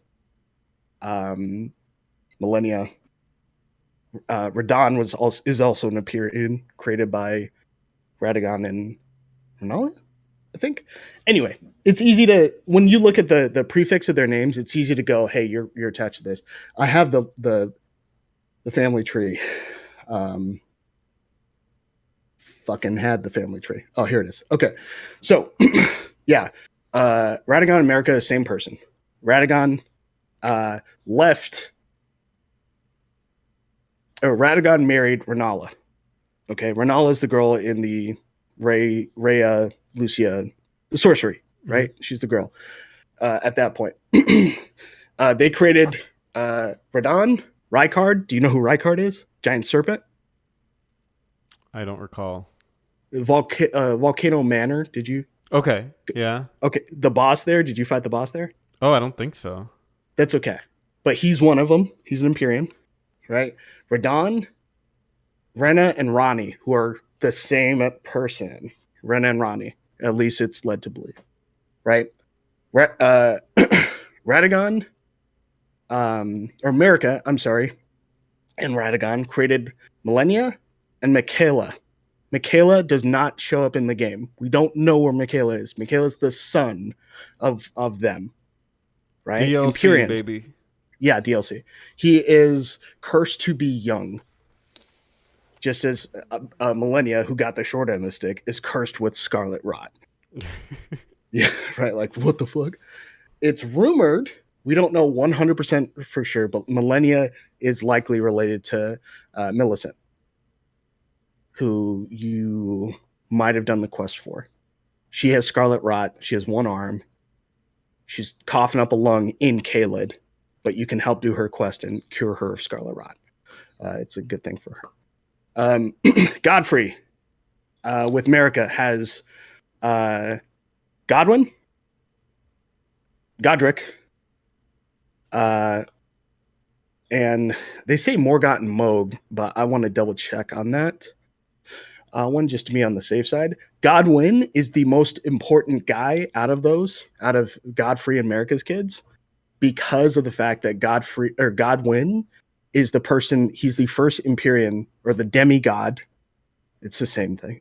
Is killed by in the Night of the Black Knives, which then leads to the Shattering, which then leads to our story. So Godwin gets killed. He's the first of those demigods to get killed. How he gets killed is a portion of the death rune is stolen away, the rune of death, I'm sorry, from Malekith, because it's bound to the blade. A portion of it is stolen, used to kill Godwin, right? The reasons for it, we're not 100% sure. DLC. But he gets killed. In that same night, Ronnie also dies. Now, Ronnie doesn't die in the traditional sense. I believe it's her. She shed her physical form, so her great rune could be discarded. Ronnie does not agree with the blessing of the greater will, which is why she's always telling you we need to focus on the stars. So if you were to do the quest and the story and the ending for the stars, there is no Elden tree at that point. It's the stars that you see at the end of the game. So that's her goal, is to remove the predictable nature, the overseer of the greater will. Now, is the greater will evil? Not really. Not really a good guy either. He's just there, Think of it as any sort of deity. But anyway, they use the rune of death. They kill Godwin. Marika is pissed and is like, yeah, so those guys aren't Imperians then. So Godwin is just a demigod. He's not an Empyrean, if I'm looking at that right. Because those are kids with Godfrey at that point. So what happens is Godfrey and Marika. So what happens is when he dies, she's pissed. The theory is that she's mad and she shatters the Elden Ring. Malekith, being like, this is my fault, and to prevent any portion of the rune of death from being stolen again, merges himself with the blade. That's why when you see him, he's always hungering for death root, because that's the only true death in the world. So he hungers for like death essentially. So when you keep giving it to him, and little side sort of thing, he feels bad when you run into him in the crumbling Zura farm or whatever, if you give him a lot of death root. I don't think you need to give him all of it, but if you give him like 5 or 6, he remembers you. If you remember, or if you give him enough to where he gets, he's sort of like, did you give him a lot to where he went crazy? No, I don't think I gave him enough. I gave him like 3 or something. Yeah, if you give him 5, he goes crazy and he attacks you. It's a small little boss fight. You don't even have to do that much damage to him. And then he regains his senses and he apologizes and all that stuff. If you run into him, or when you run into him later on, he's apologetic. Like the cutscene, he's like, oh, I'm sorry. I can't let you have this. You don't know it as the player, but what you're actually doing is you're trying to continue the flow of time. by destroying the Rune of Death. So when you do that, and then everything turns to shit in the capital, that's when all these other things start to come, and be made aware to you. That's why you run into Gideon, the guy at the round table. That's why the round table starts to burn, by the way. So, because it's like an out of time area, because if you go to the capital, it's there, right? The round table is there, but it's torn to shreds. People are dead. Hinting, I don't know 100%, that those people in the round table now are the people that died there. Because I believe during the shattering, which is a series of events, it's not just the shattering of the Elden Ring. This is where Radon and Millennia fought. This is why they fought each other. All that stuff happened. During that time frame, people died. I would say it's safe to assume they died. Rhea, Alakara, or whatever, was not affected because they shielded themselves off. So they were not affected by the shattering. They did not participate in any of the wars. They didn't fight anybody. They went along their own business. Radon, the reason why, Radon left Renalia and went to America to become the second Elden Lord, but in actuality, because it's the same person, the theory is that he just reunited with himself, and Renalia never got over her ex, so she was cradling that amber gem and just holding on to that stuff tightly. And she's like, I don't want to let this go. She has a great rune of rebirth. So I don't know how that ties into everything, but part of me thinks it has something to do with Ronnie, why she's still alive, because she technically killed herself, but she's still alive. Strange stuff all around. So ultimate goal is gosh, man, I'm sorry. The ultimate goal is to become the Elden Lord. You become the Elden Lord by collecting great runes. Certain people have great runes. You only need 2 to challenge to become the Elden Lord. Through the course of the game, you fight the visage of Godfrey. You fight Morgott and Margit, and you fuck them up. You fight Godric. You fuck him up. And you become essentially worthy of challenging for the Elden Ring. You try to go there. The what's it called is preventing you from accessing it. You need a flame that's going to be able to burn the Elden Ring's thorns. That's why you go up north, and then that's why Melina sacrifices herself or kills herself to light the flame that sends you to the crumbling Azurum, whatever, farm. The issue is that you can circumvent that. She doesn't have to sacrifice herself. If you're going the frenzied route, you would just burn yourself. She gets mad at you, and she will hunt you down at the end of the game, or she said she will in the end game. She'll hunt you down. But she's also likely some child of America, the name. So with someone or by herself. And she, like I said, burns herself to allow you safe passage. You travel up there, you collect the Rune of Death, or you destroy the Rune of Death, I believe. And then that leads to everything crumbling, allows you to access the actual, the Elden Ring, the location of the Elden Ring. That's where you fight Radagon, who is trying to rebuild the Elden Ring from what it looks like. And then the Elden Beast, which is the creature that is, I guess, a physical representation of what the greater will has bestowed upon you. It's like the physical representation of the Elden Ring, I guess. Okay. So end scene. So that is all of the story. I was more getting at just the prologue part, like before. You should have told me that. You should have cut me off, dog. The prologue, as far as everything that happens before, is America. Life was good. She needed there's a lot of war and a lot of conflict, like the giants and things like that. So she needed to marry a man that was a warrior. So she married Godfrey. Right? Godfrey was not known as Godfrey beforehand. He changed his name to Godfrey.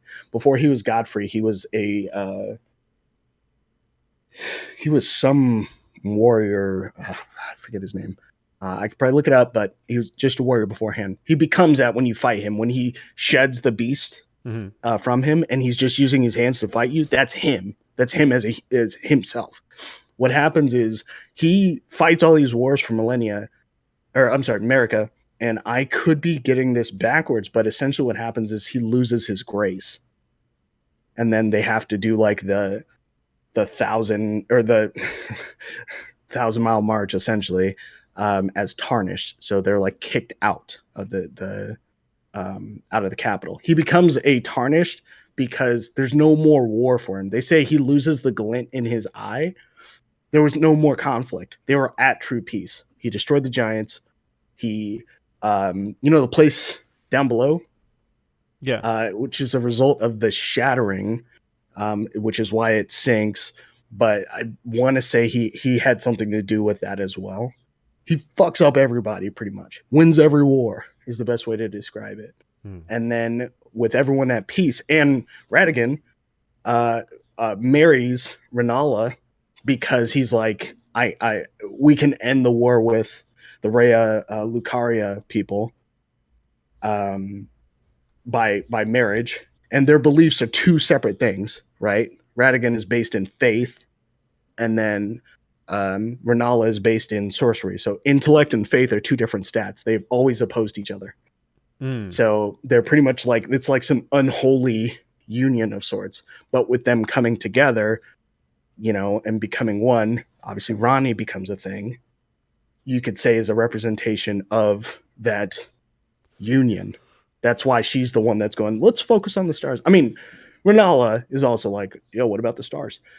She's the daughter, or Renala is the queen of the full moon, and Ronnie is the princess of the moon, or something like that, just to show like the astral nature of their sort of their titles and stuff like that. So it's interesting to say the least. But yeah, everyone has a lot of kids. A lot of those kids end up either fighting each other or turning into some sort of beast or monster during that time frame. But everyone's at peace, and then the night of the Black Knives happens, and then that's because Ronnie is trying to remove herself from the will of the greater will, act outside of that scope, leads to the death of Godwin. Whether it was her idea or not, you can actually ask her.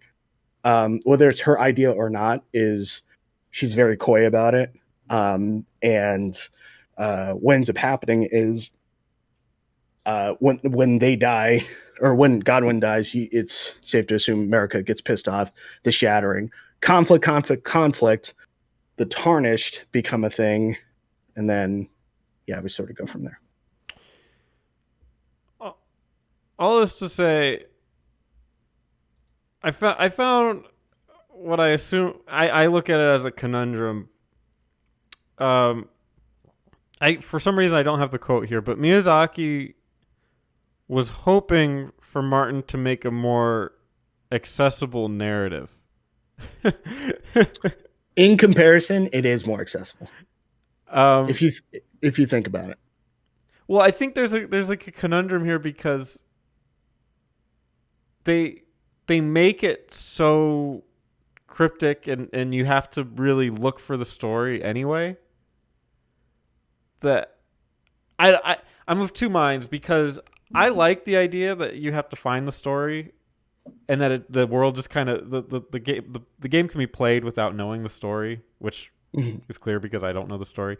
But I don't know. At the same time, it seems like it's been pretty well documented that the story is hard to comprehend if they don't give you more pointers as to what's going on, and they still don't do that. So I don't know that it's George R.R. Martin that is like having somebody write a more cohesive story helps. I think it's their delivery that makes it difficult. What do you think about that? You mean like the nature of having to read items and stuff like that? Yeah. I would say it's less of that in this one, because you have enough NPCs that are telling you about what's going on. I'd you say have to talk to them 50 times. Yeah, it's usually 3 times for every NPC. which is a staple in any Souls game at this point. But yeah, I said the same thing the first time. I was like, yeah, talk to him again. He's got more, when I was playing Demon Souls. But no, yeah, it's in situations like that. Um, just about all the NPCs are trying to tell you something. There's exceptions. There's certain NPCs that are telling you their perspective. Like Gideon is a good example. When he's talking about like, oh, we have to stop, or we have to lead, we have to unite the Elden Ring, right? If you notice, you have to fight him, right? And when you look at his armor set, because he's a good example of someone where they actually did a good job. When you look at his armor set, he found some unbelievable truth that warranted him turning on you, right? The theory is that he was aware no one was actually supposed to succeed in becoming the Elden Lord. They were supposed to be trapped in a cycle because, and I was just looking this up right now, when the shattering happened, they lost the greater will's blessing, meaning shit was not kosher anymore, right? And then with Malekith, with him absorbing the rune of death, I would argue that sort of stopped things from getting worse. So you pretty much go in there and you fuck things up way worse than anyone was expecting. You destroy everything. And with you fucking everything up and taking all these people's great runes and doing things that even Radon and Millennia couldn't do because they were fighting for great runes when they were fighting each other. When you do things that not even they can do, then it becomes that situation where he's like, I need to stop this person because from what we were told, we were never supposed to succeed in getting the Elden, becoming Elden Lord. It was always supposed to be a quest, never attainable. And because you're defying fucking everything and fucking it all up, we're in the situation now where you have ruined us. At least that's the theory. It could be something further. DLC. I hope this is one of the more expansive DLCs. I hope they do like 3 or 4 DLCs. I don't care. Give me a season pass, right? I'm cool with it. Just fucking give me more of the game. But I would say it's easier to digest than the other ones were.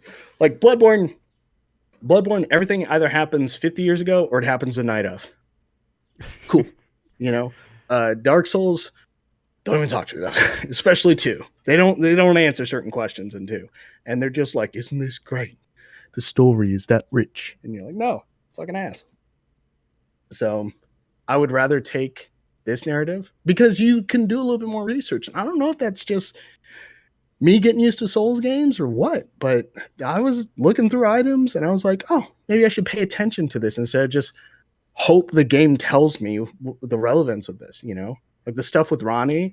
When you defeat Radon, what happens to the stars?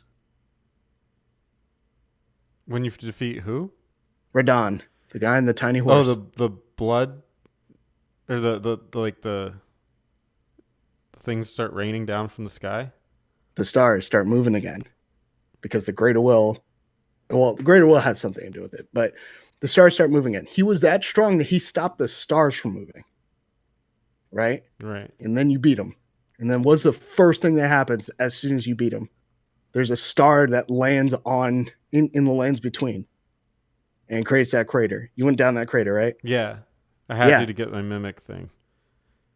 Okay, yes, the mimic ash, that is correct.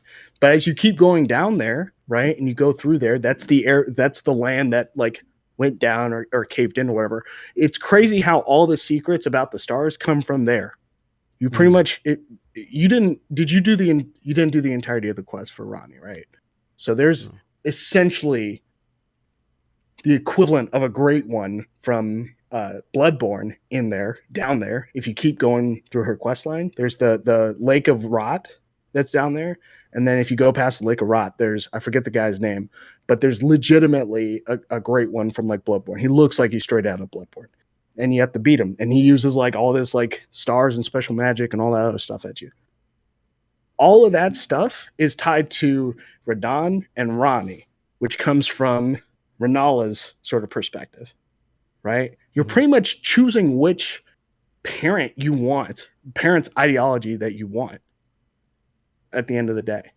You could do Radigan's story, where you do like the Age of the Golden Order. You can do um, Godwin's story, which I mean, it's him. It's not really his parents, but you could do his story where they bring upon an age of death. Like there's so many different ways. Like there's a lot of, I guess, different like possibilities as far as to how the game itself could end in that sense, and who's influenced that individual, to influence you, to go ahead and do that stuff. Yeah, it But reminds me a it's lot easier of fall. like Shin Megami Tensei. That those games all end in that way too, which Depressing. kind of, but like it's more you're given like several different people, Mhm. and they represent kind of like an idea of how the world should be, and you pick one of them, but what you're really picking is what they represent. Like do I want? I think they go by like a world of chaos, a world of order, no world at all, no guide, no guidance. It's like things like that are what your options are, and there's usually like, well, in 3 there was like 6 or 7 or something. Mhm. But it kind of reminded me of that going through it, and it's also similarly cryptic, although not as cryptic. Mhm. And I like that idea, but I'm not a guy that needs choice. I'm cool just having one story, but I don't have anything negative to say. That's just how I prefer it. But yeah, it reminded me a lot of SMT and how they do it. It's interesting that you mentioned that. The theme, there's a couple themes in this game. I don't want to read everything he's saying, but there's a theme. There's a couple themes that he wanted to show, and that's one of the more important one, I think, is ambition of humanity, which you touched on a lot in what you were Mhm. talking about. And then, because obviously the humanity was only supposed to go so far in this adventure, and then you your drive as a player, almost, that's kind of a weird way to look at it, to go beyond that. And then there is another one in here called eccentricity. Eccentric is what it's coming from. I've never seen it worded that way. Mhm. But eccentricity, which I don't really understand. But that picture, there's a picture in our thing. You usually can't see it, but there's just a guy with a hood, and there's like a face on the hood. I guess in a way, I don't understand that as Those a are theme. What's it? that's the Love that your cat is just like all up in your business. dude. I'm trying to be nice. Time to go. Yeah. Um. So those are the twins. Remember the duo you fight? The The god, Godskin whatever. duo. Yeah, the Godskin duo. That's the skinny one. Mm-hmm. But as far as the uh, eccentricities or whatever the case is, I don't I don't necessarily agree with that per se. I mean, I guess you could argue it with the concept of gold, right? The golden vow, the golden blessing, the golden order, the golden age, like maybe in that sense, like sense of like royalty or whatever. I don't know if I call that eccentric. I would just say that's very much the themes that they have there. I'd say it's more about the yeah, when you're talking about as far as to humanity and their how it'll always end in ruin. These people, in Gwyn's case, in Dark Souls, he tried to extend the age further than it would allow, Mm-hmm. burning himself, or by deciding to burn himself at the killing of the first flame to prevent the Age of Fire from going out. Right? He didn't want his era to end. It's like going to bed. You're like, I'll stay for a couple more hours. I don't want to go to work tomorrow. That's pretty much what he's doing. And then eventually he's got to go to sleep. And you could say the same for like Bloodborne. That's why you have so many disfigured people. There are these people that want to understand the great ones. You have other people that are like, hey, blood ministration is the way to go. I'm part of the healing church. They're going to make us better. Oh, look at that. I'm a beast. Like all that stuff.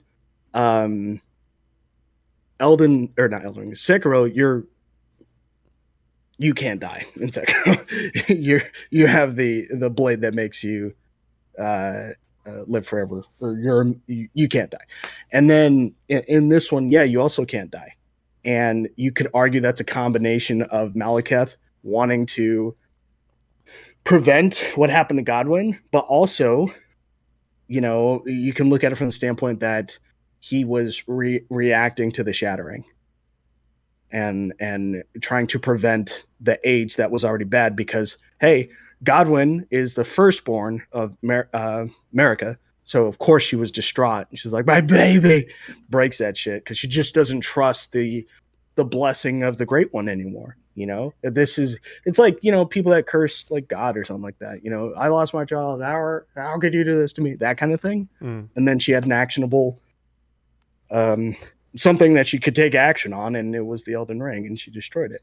So I would say it's probably more with people.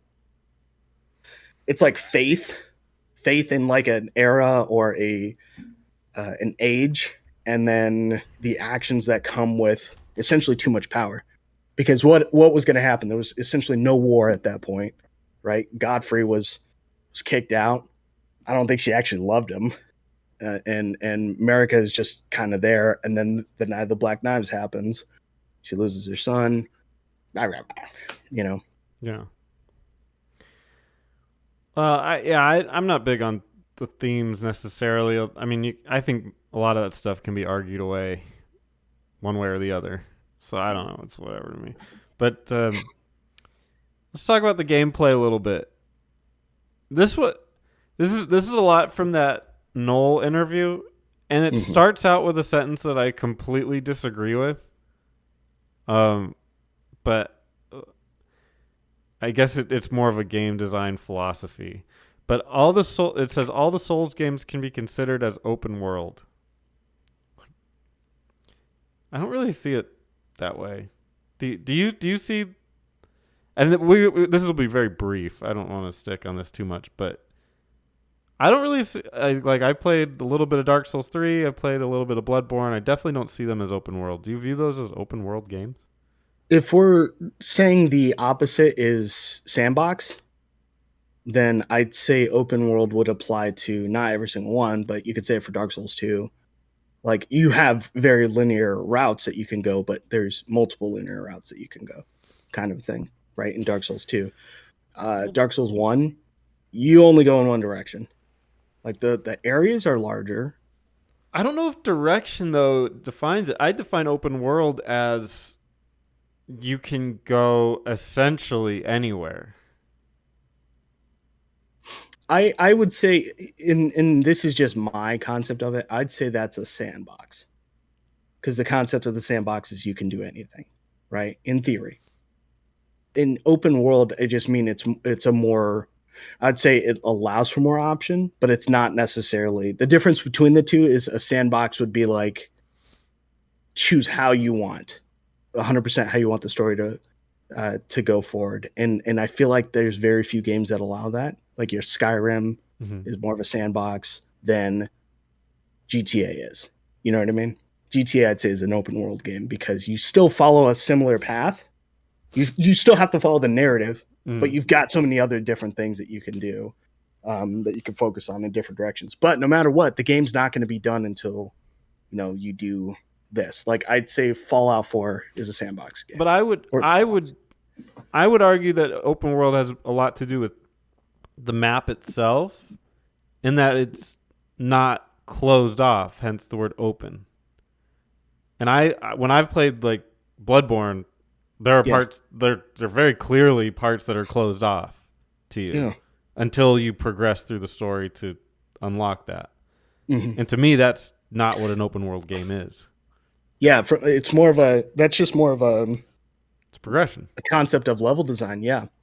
It's like, and it's probably at its peak in Bloodborne, to be honest, is, hey, I need a key to get through this area. Well, I'm going to progress here, do a bunch of stuff, maybe even fight a boss, and get so far ahead that now the game's telling me to go back and hit this key, and it's going to lead me down to where I need to go, or whatever the thing is. And that's just level design. I don't think it's open world. I don't think Bloodborne's open world. I don't think Dark Souls 1 is open world. Dark Souls 3... I don't even remember all that much, to be honest. I need to play that one again. But Dark Souls 2 is probably the biggest example of something that's more open world because there's so many.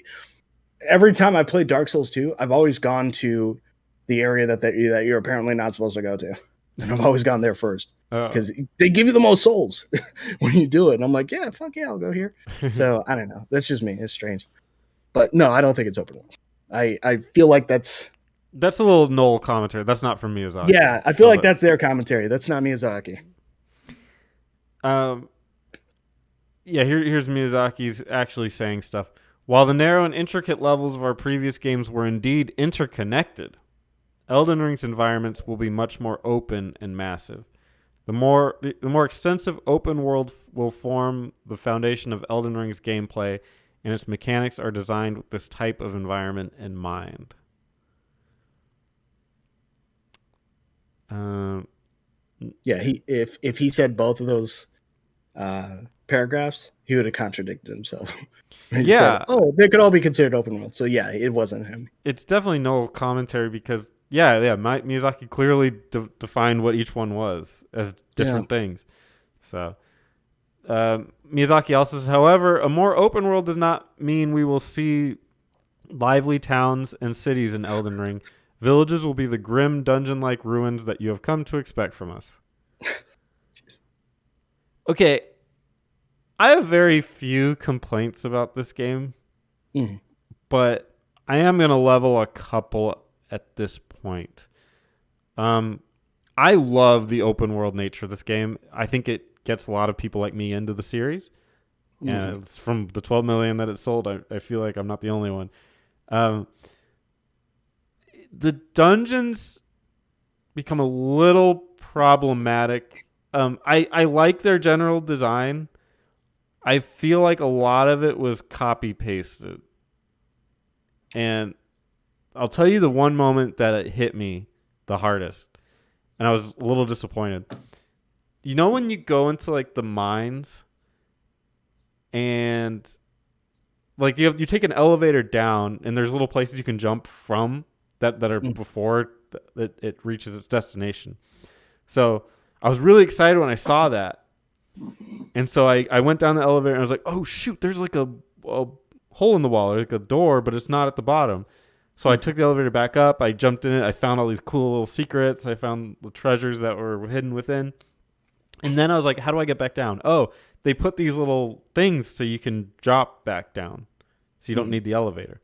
So I did it. And I was super excited. It was a very, very thrilling moment in gaming that I loved. And I can never recreate it. Unfortunately, the game recreates it because it's in essentially every single mine that you go into, the same exact formation. Yeah. And as soon as I hit it the second time, it was like, oh, it's the exact same thing as the other one. I gotta say, I was a little bit disappointed. What's your take on the reused assets? Did you run into it? Did I run into it? Come on. It actually made me stop going through the catacomb dungeons. Oh. Because I remember the last one that I went through, and then because like before that, it was like, all right, I'm all in. I'm going into every single one, right? And it wasn't the mines. The mines, I went through all the mines because I'm like, bro, I need these. Yeah, you gotta get materials.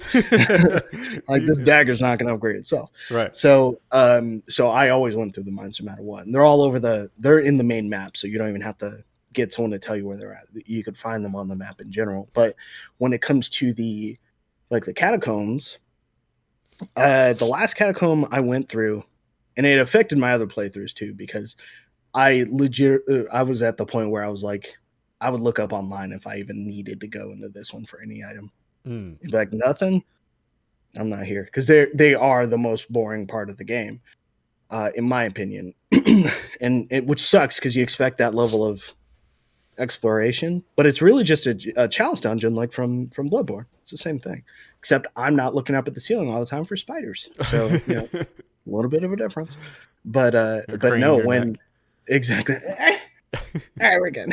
But when Radon, when you beat Radon, if you go all the way down the beach, and you follow it to the cliffside or whatever. Yeah. There's one there. I went into that one, and I think that's the one that has like the machine that's on the track that like rides around, whatever, that can kill you in one hit if you're not careful. Yeah, there's a Um, lot of them that have that. yeah. So that was, I think, the second one I encountered that was like that, and I was like, no, I'm done. And I died, and I started up at the stop, the site of grace, and I just walked out of there, and I was like, I'm not doing another one of these things again.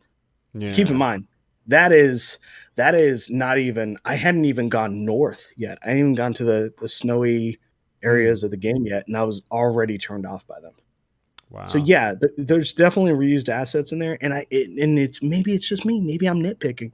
Wasn't a fan. I got sick of it really quick.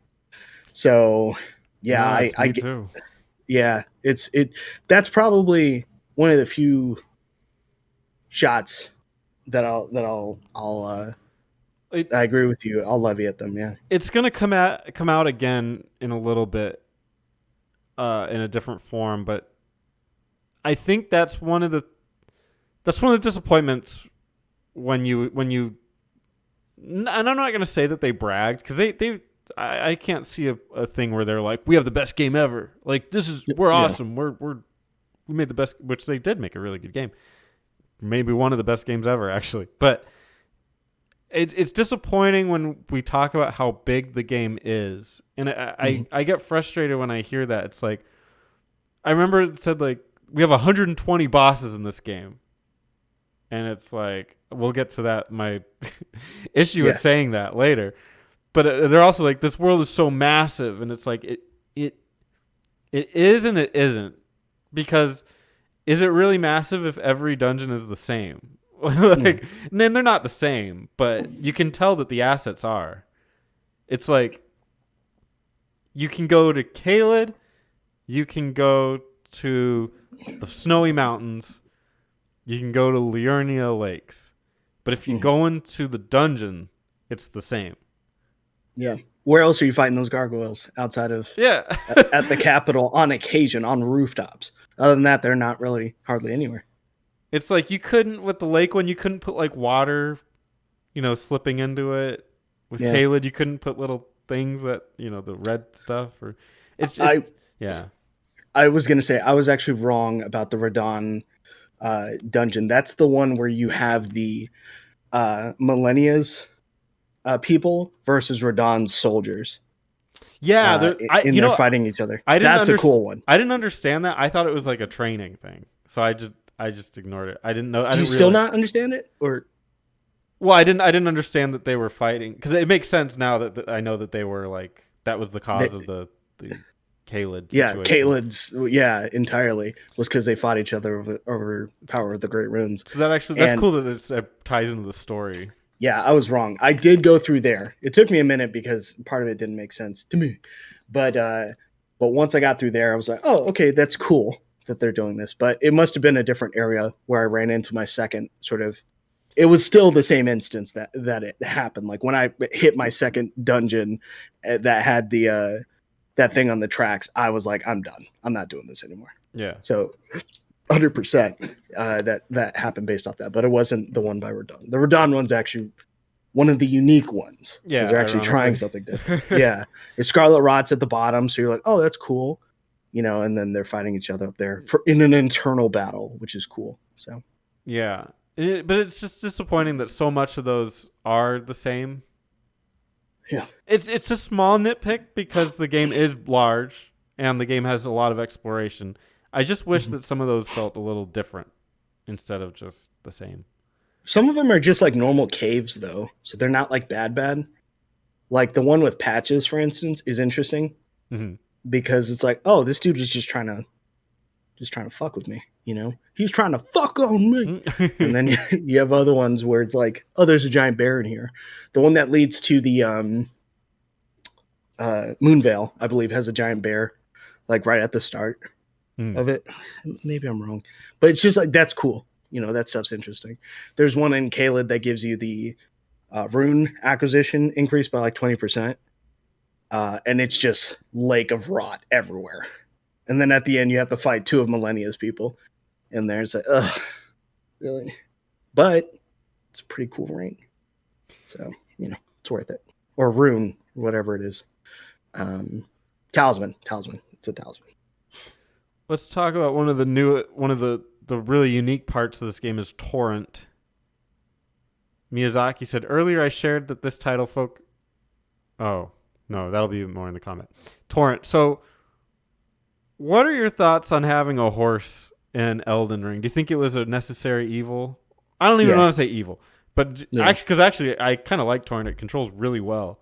Oddly better than any horse I've ever ridden in a game. So I don't know if I'd say that because there's definitely times I've fallen off the map because of Torrent where I'm like, all right, let's back up. And he's like, let me walk forward and turn around. And I'm like, I did not tell you to do that, Torrent. Thanks. You going to get my souls back? There's situations like that. But for the most part, yeah. And thank God you could double jump with Torrent, because if you could only normal jump, I would hate it. I will say I do wish they had more platforming in the game. Probably the biggest instance of platforming is the Caelid Greater Rune Tower. If you go all the way, essentially, is it all the way north in Caelid? I think it is. And you have to jump on some tree branches, climb up a little bit, and then you'll eventually get into the interior. And it's a lot of dropping down and knowing the right area to drop down and stuff like that. But it leads to an elevator that takes you up to the Greater Rune, where you can activate another Greater Rune there. But that's like the biggest instance of that, and you do have to use Torrent for that. So I'm like, well, why didn't we have more situations like that? Especially if you're in the crumbling ruins of whatever, Azam Faram, whatever. It's a castle in the sky, essentially. Why aren't I doing more platforming? Strange. That's a good point. This is the only game where you could jump, right? Sekiro, you could jump. Sekiro, you could jump. Okay. You can jump in any of the Souls games in Bloodborne, but you have to have a running start. Okay. So but it's first, yeah. Where there's actually like a dedicated jump button. That and Sekiro, yeah, only ones. And what's ironic is if you're good at Sekiro, you're going to be jumping in the same spots because they made the hitboxes the same, or the hurt boxes and stuff. So like I said, jumping the Dragon's Tail, that's an instance when you're on the horse, but you can jump normal enemy attacks. If they do a sweeping attack, you can jump it. So, which is neat. Yeah, it just adds another level. There, and a lot of the bosses have little jump mechanics too, which I appreciated. I learned it from watching some of those like one leveler guys. Yeah, and they like some of the bosses would smash the ground.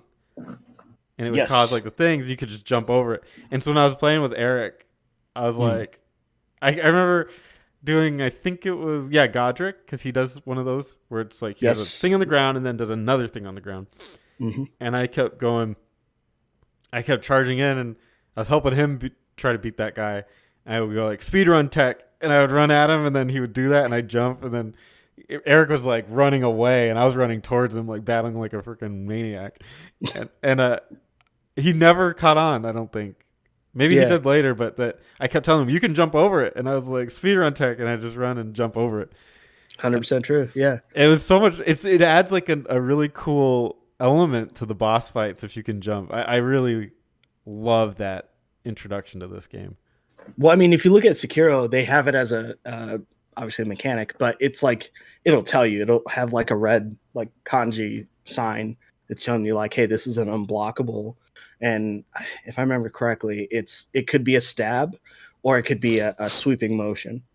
And what makes you having to defend, like without having a shield now, what makes you having to defend in those situations is now it's like, well, now I jump, I dash into them if it's a stab so I can knock their weapon out, or I parry, or I sidestep. And sometimes you're not making the right decision. So it makes it stresses you out in that sense. But in this game, once you're used to that, and then you jump over to this game, you're like, oh, I could jump that. It just works so much better. But Godfrey is another good example. When because he'll do those things. I think when he takes his stuff off, when it's just his hands, he does a ton of ground pounds after he charges at you. You just jump him. Not have to worry about anything. So Yeah, other people are just, I'll block. Sure, block. I'll jump. I got 2 daggers in my hand. I'm not blocking that. So, yeah, take this. I'm Wolverine. We're gonna. We alluded to it. I couldn't help but talk about when you started talking about platforming, the jumping mechanic. But Miyazaki says earlier, I shared that this title focuses more heavily on RPG elements. This game will include a large variety of weapons, magic, and ways to engage opponents, enabling the players to choose the style of gameplay and strategy that suits them. Even when compared to the Dark Souls series, I think this game will provide an even more variety. Must have been a typo or something. Varied ways. In the ways players can overcome the challenges and tweak their tactics in facing enemies. So I want to ask you, how does it compare to the Souls series? We kind of touched upon it, but in terms of variety, It is absolutely the most varied. I mean, think about magic alone. So you have incantations, you have sorceries, and then you have dragon chants, I believe, on that, right? And the stats effects. You have frost, you have poison, you have bleed, which bleed and poison have been there for a minute. I think bleed came in 2, I think. Anyway, and then you have frost, which is like a debuff in addition to a bleed, and then you have scarlet rot, which is like a stronger poison. You know, like you've got a lot of different ways that you could do it, and trust me, I had to lean into it. Like I said, I have a double dagger build that I'm playing through, and you have to put stuff into that. Like you have to have like frost or you have to have bleed because you're not going to beat these bosses without it. Like your daggers just don't hurt that much. The range sucks ass. Like there's nothing you can do. There's one thing also. There's one thing also that they put in there, which is pretty much stance. So it's an element that was initially in just like the Souls games. Like you run out of stamina, someone hits your shield, your stance is like goofed, right? You don't have enough stamina to block the attack, so your shield goes up. In in Sekiro, that was how you beat bosses. Was you either like actually tore down their health, or 9 times out of 10, you just broke their stance. So it's another gauge that you have to, one of their bars or one of their gauges that you have to break, and it constantly goes down if you're not constantly being on the offense or perfectly parrying their attacks. Right, that's how it works. When you look at this game, if you're constantly, and you've probably seen it, let's say you're fighting someone on the horse. If you're hitting this dude consecutively with R1 or R2s, and you've got like maybe a heavier weapon, that dude's falling off his horse, right? Because his stance is broken, or the horse is dead. But his stance is broken, which means you can get a critical hit off of it. Like those kinds of things make it, and it's something that simple. Like it was in Sekiro, and I was like, oh, this is cool. I did not expect to see it in Elden Ring. And then to see something like that, you're like, this is great, because now it makes, if I have a colossal weapon, my priority is to throw you off, is to hit you so hard. I love, and this is such a Dark Souls thing, but I love that it's like an invisible bar. Yeah. Because it's cool that you can see his health. Like I think that's totally necessary. It's fine.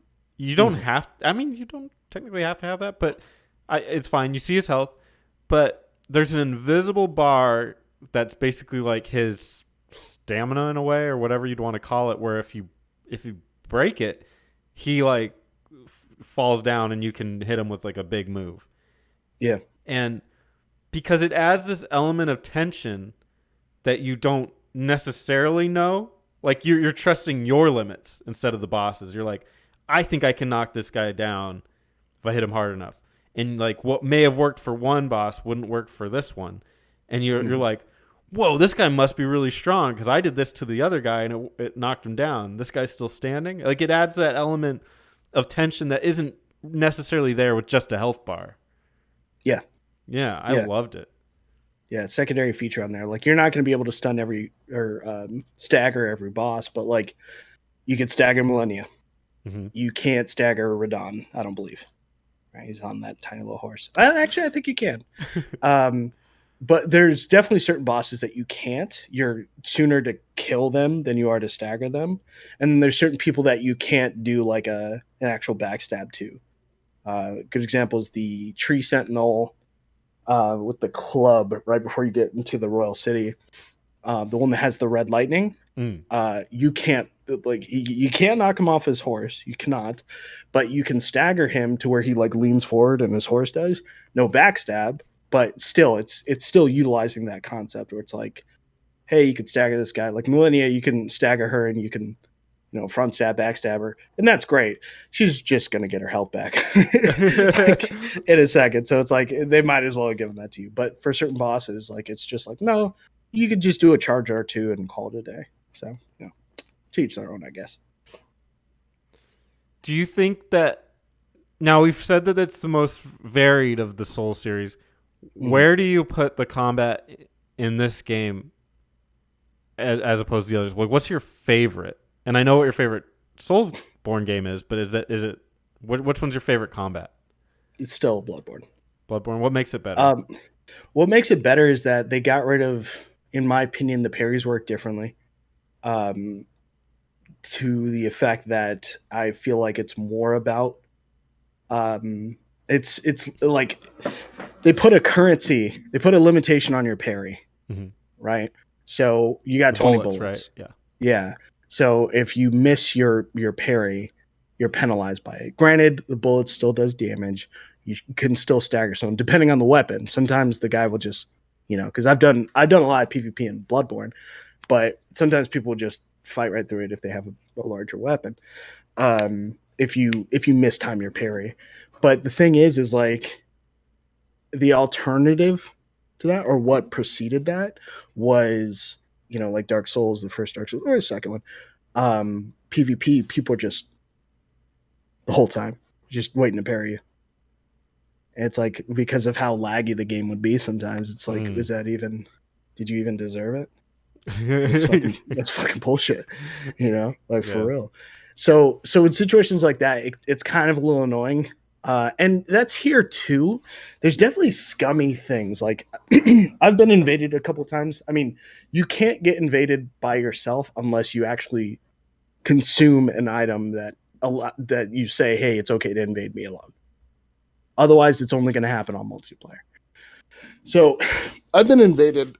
I've also invaded other people, not as a blue guy, as to help the guy that gets invaded, or just to help bosses, and then someone hops in, and you're like, oh, now we gotta fight. But there's definitely some scummy tactics. Like the most common one I used to see was people would just be like, oh hey, I'm gonna do the dragon breath for the Scarlet Rot. Like as soon as I come in, because the range is fucking stupid, and Scarlet Rot is a hard. It pretty much almost guarantees that you're going to win, because Scarlet Rot takes forever to go away. People don't have resistances built up against it, and the items that it takes to completely negate the buildup is you have to farm for them, like in 2 different areas. People ain't doing that. So there's people pop in your world, Scarlet Rot, and then it's like, all right, well, this is dumb. But excluding stuff like that, there's a lot of expression that you can do for your characters. Like my character is based off of the manga and anime Vinland Saga, Thorfinn, right? He just uses 2 daggers. So I don't use a bow and arrow. I think he uses a bow at some point, but I just use 2 daggers. So one's frost, one's bleed. And then I have another one that's poison, one's Scarlet Rot. And that's all I use. And I've been invaded before, and I've killed the guys that are just like, they just look at me and they go, oh, it's 2 daggers. It's like, not quite, I get on them pretty quick. But I've also had situations where I've been invaded and like, yeah, that parry stuff is back. And I'm like, I don't really like that 100%.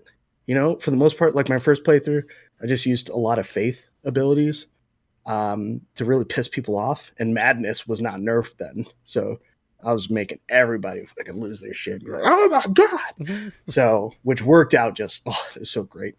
But like Bloodborne I felt the most competitive in because I could actually be like, oh, hey, I know what this guy's doing. You can in Bloodborne, there's a lot more nuance to the way that you fight, in my opinion, when it comes to like PvP. So it feels a whole lot better. As far as fighting like bosses in general, I would say probably Elden Ring. It feels a little better because each boss is its own sort of like mystery. Hey, what's this guy weak against? I've got 4 different things I can put on you: bleed, frost, poison, scarlet rot. So, I'm flipping through one of them until it works, and then trying to get that handicap victory. But that's I think that's more interesting a lot of times than just being like, hey, it's just a big enemy, fight him, kind of a thing. I do wish there were more humanoid sort of bosses, like smaller bosses, rather than, hey, every time you're fighting this guy, it's a big guy. The camera's going to go nuts. Hopefully you don't.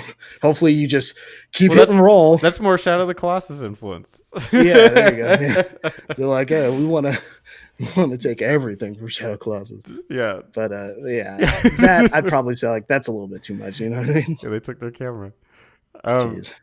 Well, speaking of boss fights, I'm ready to do my second issue with the game, which is, like I said, it's similar to the other one. Mm-hmm. This game has awesome boss fights. I'm going to put that out there. I think it has the best boss fights I've been fortunate enough to see. But when they make the claim that it has 120 bosses, is it 120? That was less. That's what I heard. I've heard I've heard 80 and I've heard 120. Whatever. Either way, a lot of bosses. Okay. Well, it's disappointing when you realize that a lot of the side bosses that aren't important are just copy pastes of each other, and they change whatever the stats might be. That would be my only other complaint, like, of the game, and it's similar to the other one in that it's just reused assets. So I do challenge the idea that there's that many bosses. It's just like they're kind of the same boss, just might have more health, or their move it has a status effect attached to it now. So that was disappointing. But aside from that, oh my god, these bosses, like Margit is now an iconic. There's a couple iconic bosses. Margit is iconic as like the gatekeeper boss, and then Millennia is that boss that's iconic for being a fucking bitch that won't fucking die ever. And then, to be fair, you really have to go out of your way to fight her. Yeah, that's the beauty of that boss fight, is that you don't have to do it. And I didn't beat her until after I beat the game, so that's my thing on that. But there's so many great bosses. What do you think about the boss fights in Elden Ring? So this was actually probably my biggest complaint, is I didn't like a lot of the bosses in Elden Ring.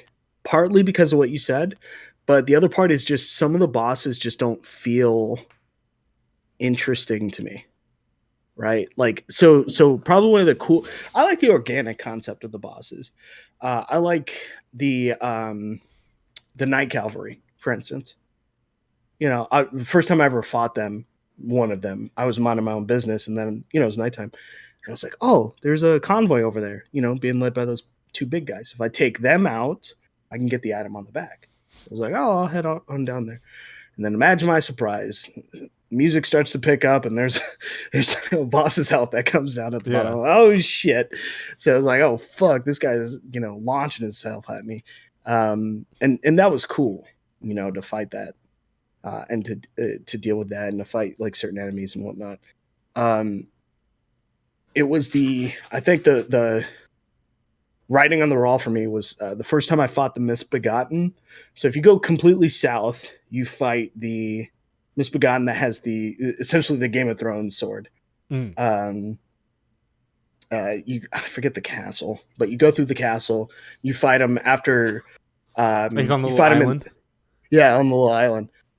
That boss shows up, I think, 2 other times in catacombs, and you're like, ugh. And then is a normal enemy in the Royal City, and I was like, fuck that. Like, and I didn't like him even after the second time I fought him, because it was a tag team thing. It's a been there, done that. Yeah, and that's kind of the problem. Some bosses can be cool if they have relevance, like from a narrative standpoint, to be like, hey, this is why you're fighting this many. So like the Night Cavalry, I had no issues with. They all had different weapons anyway. But like have you ever fought a Deathbird? Deathbird. I don't recall that.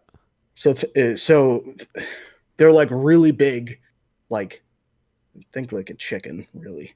No, I don't think I fought a big Yeah, chicken. but they're just like all decayed and stuff like that. You only fight them at night. So like Okay. if you went to Lernia of the Lakes, for instance, and you went to a certain waypoint that's sort of close to where Patch's first area is after you encounter him and you don't kill him, you'll fight a Deathbird there.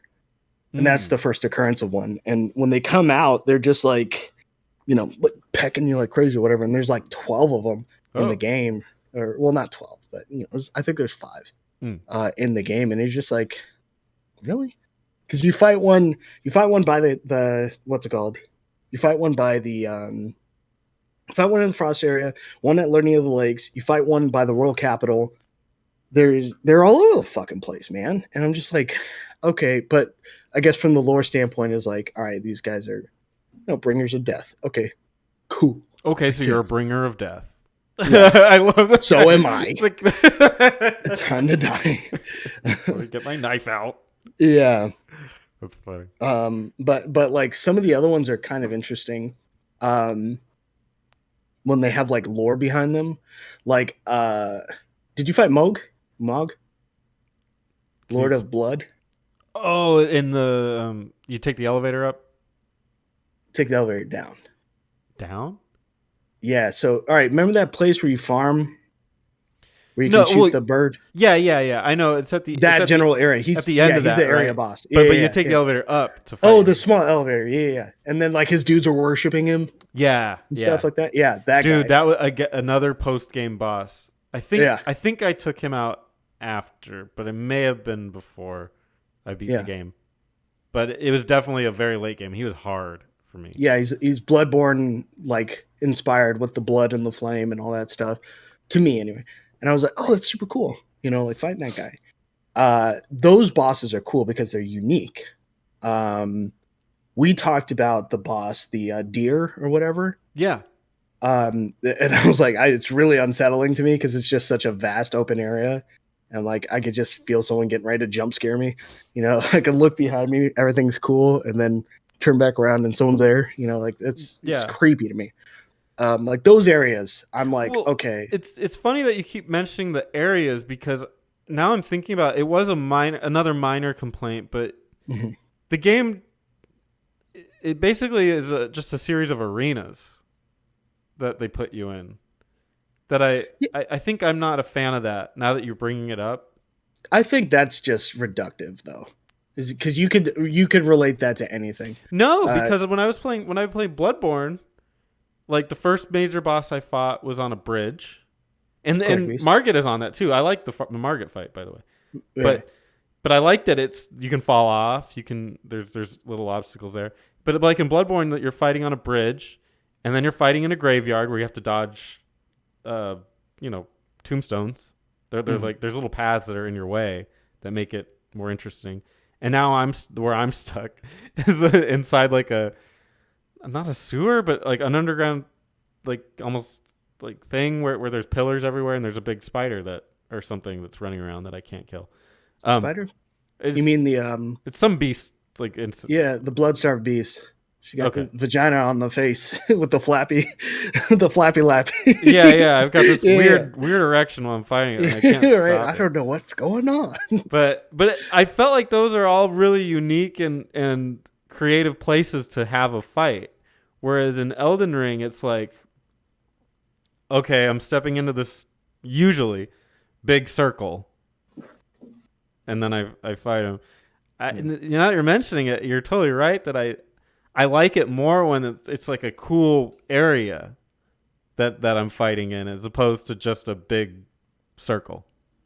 Well, I mean, so for that, I completely disagree because I look at it from like if you're fighting bosses on a world map, for instance, there's no arena for any of those guys. Right. Though, First time yeah, you fight that yeah, dragon, for yeah. instance, that comes. Those are the cool fight. Well, Yeah, the well, yeah, yeah. yeah. Most of the dragons are cool fights. When you fight the Erd Tree sentries, Mm-hmm. right? Those trees with the huge axes. Like Yeah. that's not really an arena, but like there's breakable objects around them, very Gascoigne Yeah. adjacent. And then you look at some of the situations with some of the other like bosses. You don't have to stay in that area for these open world fights. Like for uh, the the sentry or the sentinel, tree Mm-hmm. sentinel, the first one that you fight, you can fight him in the by the side of Grace in that church. He'll break down the walls. Damn. He will Chris Jericho You're you, but he will actually tear that stuff down, and well, you yeah. can fight him in there. And those are the cool things. Those are the cool fights. I guess mine just keeps coming back to the reused assets of the catacombs and stuff, where Yeah, you'll just go down there and it's like, oh, here's the boss fight, and then the root is usually behind them there's a of the circle, Erd Tree. Yeah, and then you're fighting in a circle, or you're fighting in a a square. square. Yeah, and there could be pillars, not always. But it really depends. No, I mean I get that. I understand that. Like the fight, for instance, in the Rhea Lucaria place where you fight the flame dog, Yeah. which reused Cool. monster, by the way. Yeah. But That's but a yeah, cool fight. it's a cool area. It's a cool area. I like it, like you said, when it ties into the story. It's like you Yeah. kind of learn something about the character. Like with Margit, he's a. I mean, it's almost a meta thing because he is a gatekeeper, and you're at the gate of the castle. Yeah. And he's like, you're to get past him is your thing, and you can fall off, and a lot of people probably fall off there because they can't beat that guy.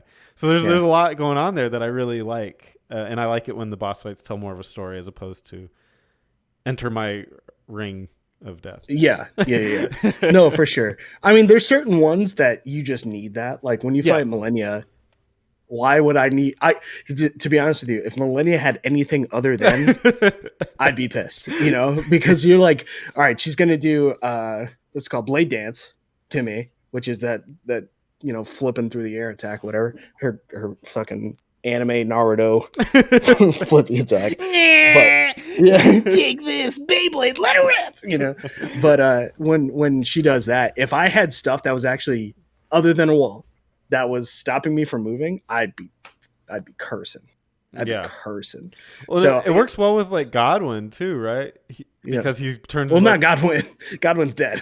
That's the son. Or the Godfrey. Godfrey. That's it. Sorry. Yeah. Whatever. Yeah. But they're all gods. Because he turns into like a wrestler, so that's kind of funny. Like, it is a ring, dude. Off the turnbuckle. I was like, the minute you get hit by that attack, I was like, oh. Like, what the fuck? I'm down for the 3. Yeah, but the interesting thing is like some of those like open world bosses, when they're very clearly designed only for the open world, kind of a little bit annoying. Like there's one, you fight a dragon on a bridge in Caelid, and dragon's not a big deal. But when the first time you fight him and you don't know any better, you're like, oh, I'm restricted in this area, right? You try and lead the dragon out, but the dragon's not going to get out the bridge. The boss fight just stops, and the dragon just hangs out there. So you're kind of fucked on that one. And then you look at a boss like the fire giant, which I hate. I do not like that boss. I think probably the worst experience I had with a boss. As far as designed, I think it's creative that you like break his leg or his ankle.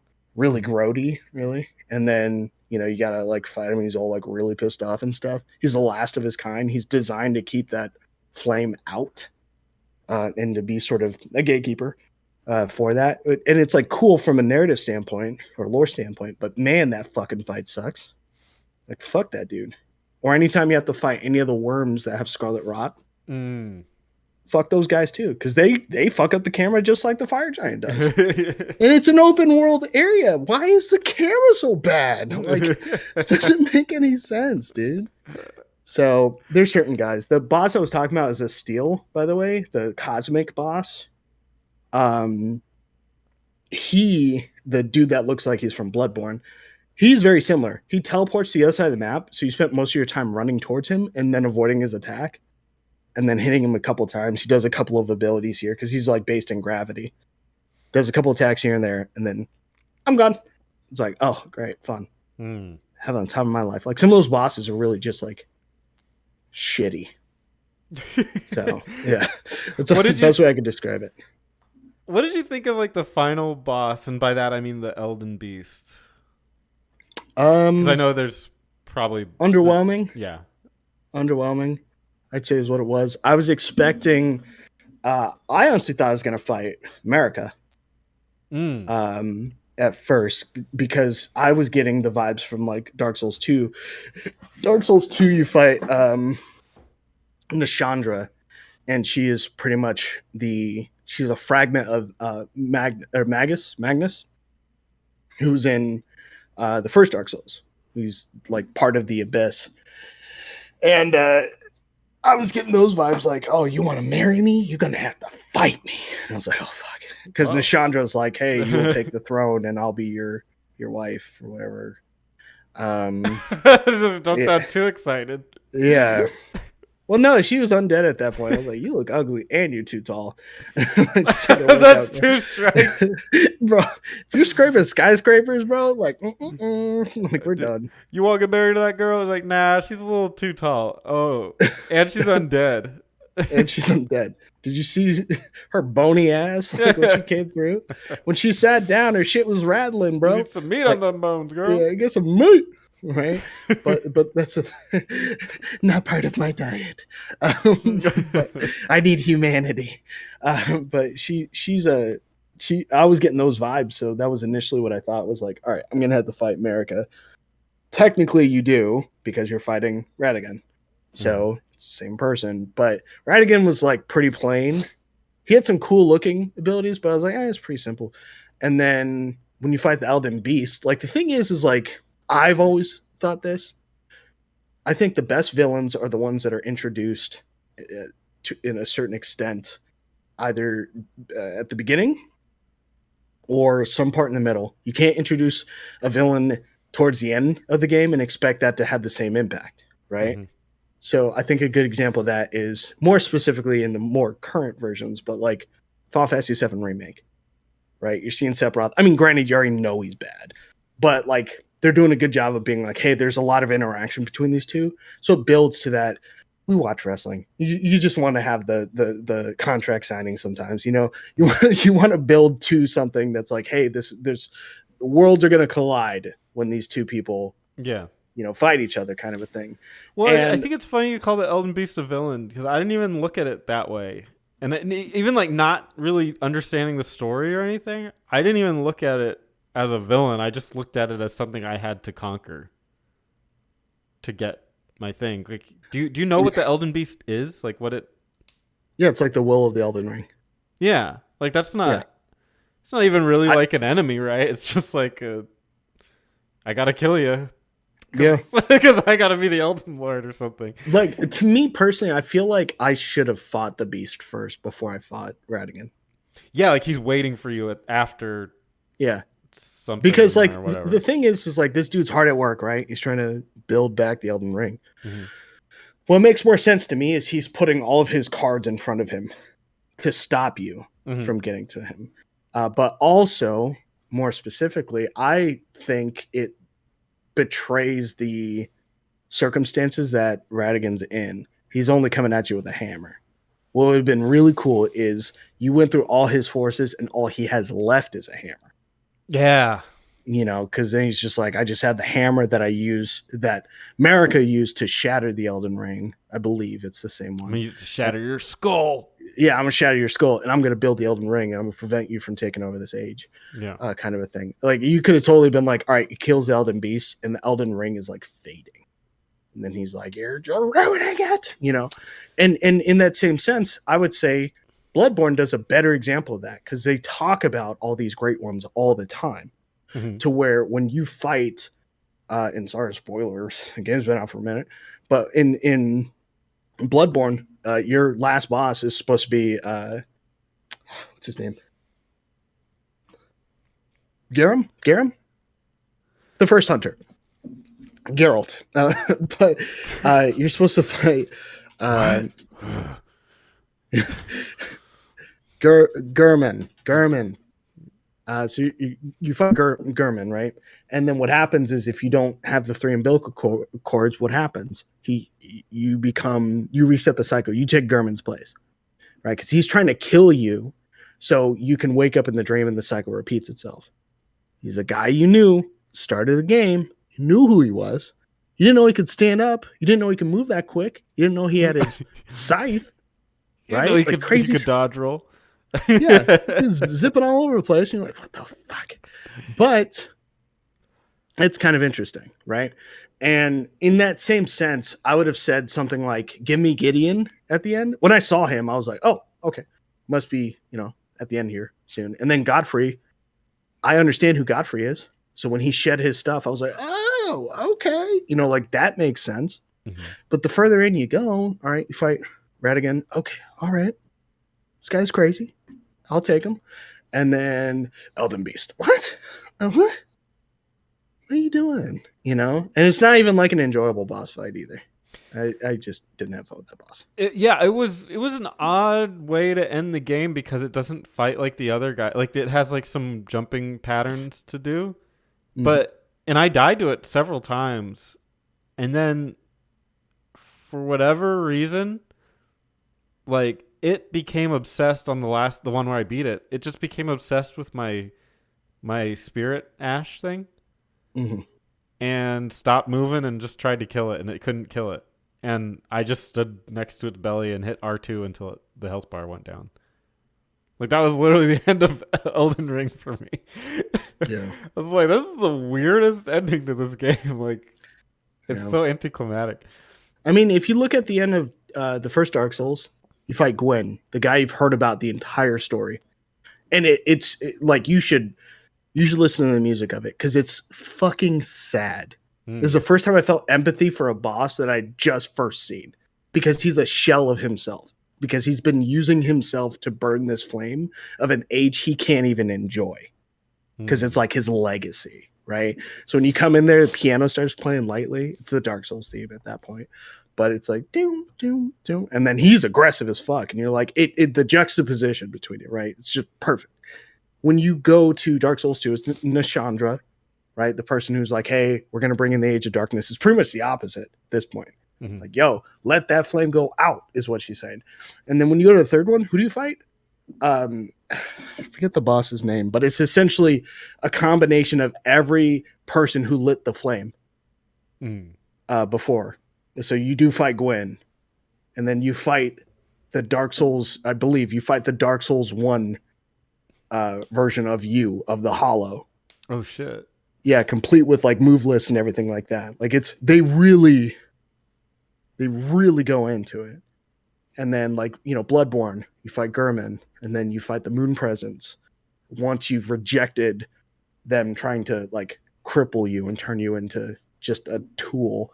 And then in this one, I was kind of expecting something similar to that. I was after I beat Millennia, because I did all that before I beat the game, because I didn't know. Usually what happens is when you beat the game, they're like, all right, on to the next one. You don't get an option. Okay. So you tried to do everything you could. Yeah, I was doing everything beforehand. Yeah. So when I was going through and I was fighting all these guys and doing all this stuff, I was thinking in my head, all right, my goal should be, fight Millennia, and then I'm going to have a really cool treat of a last boss, to really like send me off, because Millennia was kind of my send off before that. Mm-hmm. She was the last boss I fought before I was like, all right, let's go ahead and fight Godfrey. And then I fought Godfrey. Godfrey was fun.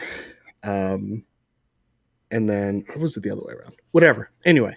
And then when you go to fight Radigan, it's just like, okay, I haven't seen him before, right? I know there's some relevance and importance to him, right? And then when you fight the Elden Beast, I was literally looking up online, why am I fighting the Elden Beast? Like after I beat it, I was like, this doesn't even make any fucking sense at all. Mm-hmm. So yeah, really, it's probably the biggest miss of last bosses. Even Sekiro, had an interesting concept behind a boss, and it had some flair and some dramatics. Like usually you expect two forms in a boss. If not two forms, you expect just some sort of an epic scale. Didn't feel that with the boss. If you fought the Elden Beast, and you fought the Astiel, which is the guy that's down below after the Lake of Rot, Mm-hmm. they're pretty much the same boss. Mm. Run away, shoots abilities at you. You have to run towards him, beat him up. It's the same boss. So That's weird. yeah, little demoralizing, not gonna lie. And I didn't even realize that until the second time I was playing through and I fought Astiel again. Didn't have a hard time with him, let me tell you. Dude's weak to bleed, but or at least I'm really strong with bleed. So Most enemies are. Yeah. But hey, it's changed. It's changed, man. Since patches, things have changed. So That's funny. But for a while there, bleed was like the way to go. Bleed was the way to go. It was like every boss. But careful, one way you can beat this guy is use bleed. Yeah. You mean cut him? Yeah, but like really cut him. Like a lot though. A lot. Like you got those swarming flies? Bring those things over there. That's how people used to beat Millennia, is they would just use those swarming flies because she gets stun locked by them. Okay. It's not 100% because I even tried it one time and I was like, oh fuck, I need something. Yeah. I'm not above that. If she's being cheap, I'm gonna be cheap. She got 2 forms, dog. I've got like what 10 Estus flasks. Like I can't work with this, and she heals herself. Man, if only we would have known. God, it's like those things where you just think about like it'd be impossible to know, but how to beat Millennia. If you could make a video of that before Elden Ring came out somehow. Just get all the views. Before let me solo her. Yeah. Do it before. God, but damn, she was hard. Yeah, she was really hard. She was enjoyable. She's probably my favorite boss of the game, I would say. And not just because difficulty. I always thought she was a cool looking character. And then when she goes in her second form, I'm a little less interested because I'm like, I like the whole regal look. She's got the one arm that's a prosthetic, like Sekiro vibes, like 100%. And I was just like, oh, such a cool looking design. And then she's like, I'm getting naked, and then sheds all her stuff, and then she's lands on you. And the first time I got hit by that, I was like, I don't like this boss as much. That shit hurt my soul. Yeah. Okay, bitch. I think my favorite boss is Godric the Grafted. Because of what he does? Yeah, he's a cool boss. He's got a lot of dark horror elements, or dark fantasy, which is horror elements. And it was the first boss I think I was really proud. Well, no, the first boss I was proud of myself was, you mentioned him, that like werewolf guy on the island at the end of that castle to the south. Oh, the Misbegotten. That was the first like dungeon of Dark Souls I could confidently say I got through the whole thing and beat. And completed a dungeon of Dark Souls. So I was very thrilled to get that. I couldn't use the sword. It was too heavy for me. But you know a real cheap trick on him? If you use a whip, he always staggers. So I was really? In my even light attacks, he will stagger. Oh shit. So yeah, every time I was fighting him, at first I was using a normal weapon, and he's kind of annoying. Like he will like he will tell you, hey, this is probably a good time to dodge. You know, he makes it very clear that when he telegraphs his attacks, like he does that jumping, like that gallop before he swings at you, kind of thing. Like, you know when to dodge. It's a rhythm game at the end of the day. But when I think after like my 5th time of dying, I had the whip and I was like, let me just try and keep him at distance. And then lo and behold, you just whip him once and he's like, yeah! And he stops moving. I was like, let me just keep this up for the whole fight. And there you go. Got the dub. So, yeah, worked out. But yeah, with Godric the Grafted, honestly, with Margit, I feel bad in saying it, I cheesed the hell out of it. I'm not proud of how I beat him, which I heard other people did it too, and that's fine. It's you beat the game how you beat it, right? There's no like wrong way to do it. But I had these wolves that inflicted poison, and I summoned them, and then I ran away for like 3 minutes until the guy died from poison. I didn't feel like I earned that one so much as when I fought Godric. I fought him one-on-one, not one. I had a summon, but I fought him the way I felt the game wanted me to fight, and like rolled and dodged, and I think I handled that with a lot more grace, and I was that part I was proud of. And so to him, that'll always be my like I'm getting this game Yeah, boss fight. So it's good. Yeah, because I don't know my aha moment, but I think it was when I was starting to one shot bosses, um, like leading up to the capital. I was like the Sentinel. I grinded on him a bit, but I think it was after the Sentinel because I was joining co-op games. But after the Sentinel, I think I just started to pick up, and I was like, oh, this guy's easy. Like when I fought Godfrey, the shade of him, I was like, cake. When you fight, isn't Morgott at the top? I think I died on him like twice, and then I was like, oh, cake. And then they're like, oh, you got to go to the fucking, the windy area. And I was just like, there's certain bosses I don't care to fight, and there's certain bosses I'm just going to smoke. And it was like that for a while because Faith was really good. And then you get up to you take the elevator past that flying beast guy. mm-hmm. Like when you're in the snowy fog area and you can't see, but you have to take that elevator up. Once you get up there, Faith sucks. It's a different game. I was like, I'm getting my ass kicked. What the fuck's going on? But I'd say that was probably more of like the enjoyable stint for me. And then it went right back to we're kicking your balls in. And I was just like, I fucking hate Faith. But I think I think that's good that you found a point where you're like, hey man, I'm smoking this boss. I'm running through everything. I think that's important for anybody, and it's going to be different for everyone, and it's about finding hitting that specific point in the game where that happens. Yeah, make no mistake, I did not smoke him. He's dead, isn't he? It was a war, but it was a war that I think I earned, and that was the exciting part. It was like, okay, I can say that when people say they struggle with a boss and they overcome it, I feel like I overcame that one. Whereas the Margaret one, I did beat him, but I wasn't exactly proud. My own way. Well, I mean, what's your celebratory, your most celebrated win? Like, who was the one you were most happy to beat? It was not Millennia.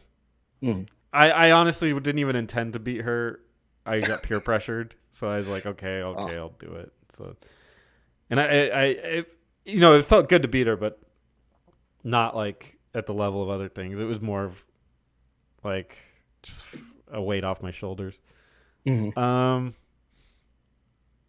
Yeah, it may have been Morgott or not more. May have been Godric. The grafted. Probably him. Yeah, it just felt the best because I went way off course. I skipped the academy entirely. I didn't understand how to get into it. So I got to the academy and I was like, oh, I can't get in. Oh, well, it must be one of those side things. So I left there and then continued on the game as normal and went up the big mine shaft elevator thing to get to to Altus. And then got to the city, grinded up enough, like had to max out my vitality because I didn't realize that was a thing until I was getting one shot by that guy that was guarding the city. I was like, why do I keep dying with one hit? This is weird. Unusual. Strange. So I maxed out vitality. I was like, oh shit, now I can like beat the shit out of this game. And so I beat him, and then it wouldn't let me through. It was like, you need one more great ring, whatever they're called. Great ring. Yeah. And I was like, oh, and I looked it up. It was like, oh, I was supposed to go into that academy. And so unfortunately or fortunately, whatever you'd word it, I was overpowered for pretty much the rest of the game because I had to go backwards and do that stuff. So I don't know if I felt as like I overcame as much as when I beat Godric. That was, to me, the most pure fight. Interesting. Yeah, I mean, obviously it's Millennia, but the second one was probably the Fire Giant, just because I wanted his whip. I want your whip. I want your whip. And then the third was I just had it. Third was Oh, I can't even remember Yeah, I'm it. surprised I didn't hear more about your whip escapades. I figured because of Castlevania, you would have been all over that. So the whip is not that good. Oh. None of the whips are that good. They are great for staggering though. So you want to power stance them, which means you have two of the same weapon. You hit L1 instead, and it does the power stance attacks for them. Mm-hmm. So like two daggers, they attack faster. Helps with build up.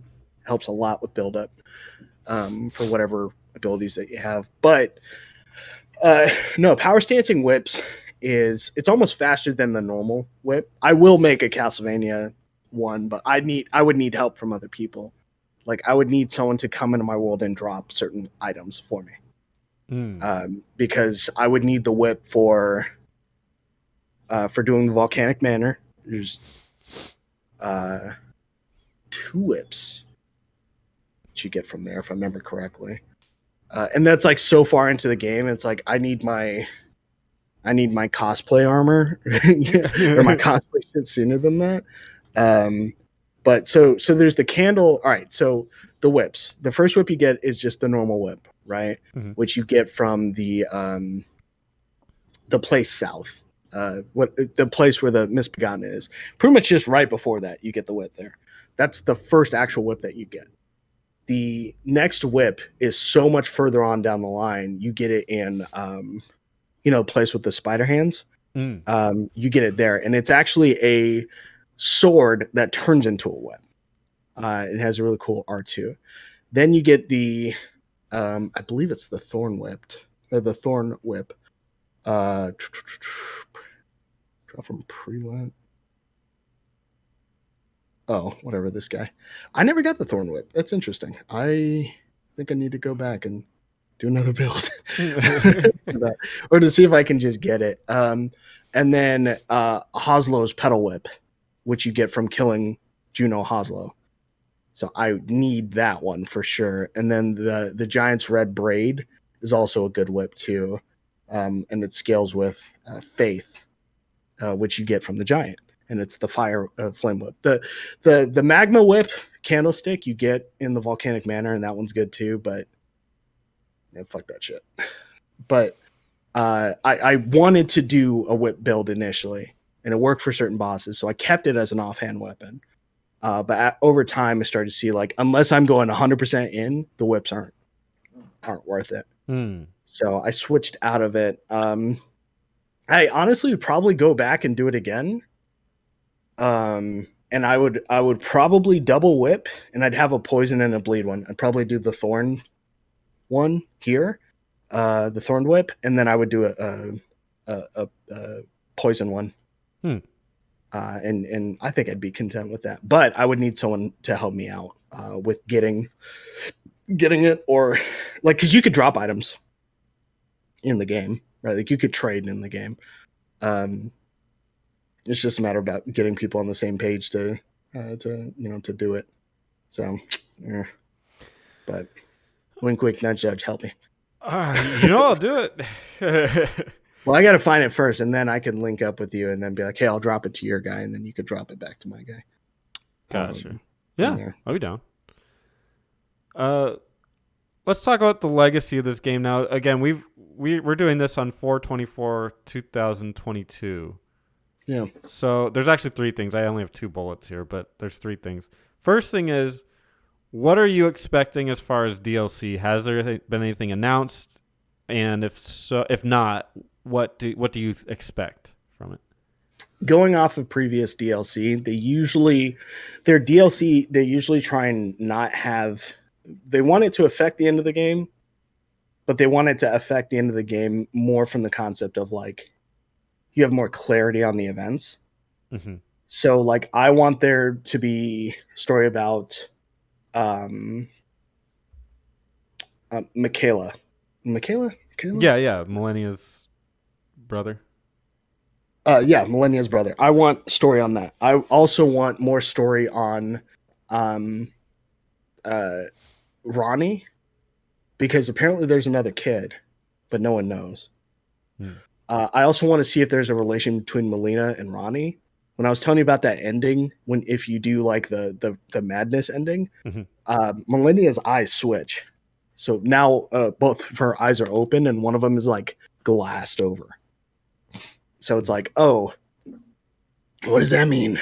Um, but it's things like that where I want to be able to have more clarity on just other elements of it. Like I also want there to be like, I think okay, so Bloodborne and the first Dark Souls did the DLC the best in my opinion, because you go back in time in Dark Souls, and then in Bloodborne you're in an alternate reality of these like bloodlusted hunters, right? Guys that succumb to the blood at that point. And I'm like, maybe we do something before the shattering or during the shattering, you know? Maybe you're there when Radon and Millennia fight, kind of a thing. Like that'd be interesting to me. And then that would explain maybe some relevance for Michaela, or something like that. Or um, maybe you're the reason why the shattering takes place, kind of a thing, self-fulfilling prophecy set up. Like I want that, and I think they're going to go in that direction. I think the biggest thing is the two things I can guarantee they're going to talk about: America and Michaela. That I know for sure they would have to put in there, because you're not going to mention. We all know who Millennia is. They obviously wanted to make Millennia an important character, even though you can completely avoid her in the game. Right? She's on the collector's edition. She's on the front cover. You get her helmet. If you get the collector's edition, you get a statue of her. Like she's featured prominently. It wouldn't make sense to be like, all right, so this is Michaela. I'm sorry, Millennia. Michaela's the brother. We ain't gonna talk about the brother. It doesn't make any sense to me. So I feel like his stature rises just based off of relation. Like Radon's stature rises. Radon held off Millennia. Mm-hmm. Right? He rides on a tiny horse because his mastery of gravity. He held the fucking stars. Like that shit is, he's got some pretty good feats too. Both of those characters are cool because they fought each other and they're already both very strong. And they're two of the most, like the main, anytime anyone talks about bosses, those are two people that you hear about. Right? Obviously you hear about Margit. But I'm talking about like further on, you hear about Radon. That was a crazy fight. And then you hear about Millennia. So okay. That should be interesting. My other thing would be, how do you think this will affect the future of Miyazaki's games? I think Elden Ring is going to be the only one that still follows this trope of being like open world.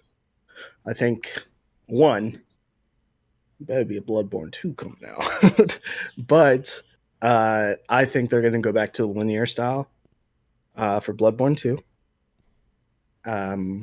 Or if they do another Dark Souls. He did say he had another Dark Souls in him, which is, but if he doesn't, if he goes the Sekiro route, whatever, I think any one of those situations are going to be more linear, unless it's Elden Ring. That's going to be Elden Ring's gimmick. Open world. You think anything else is going to carry over, like jumping? I mean, obviously, you said there is jumping's probably going to carry jumping, over. but it's a little more. It's different. Restrictive, yeah. Yeah. Jumping is going to carry over. Stance is going to carry over. Maybe not Frost.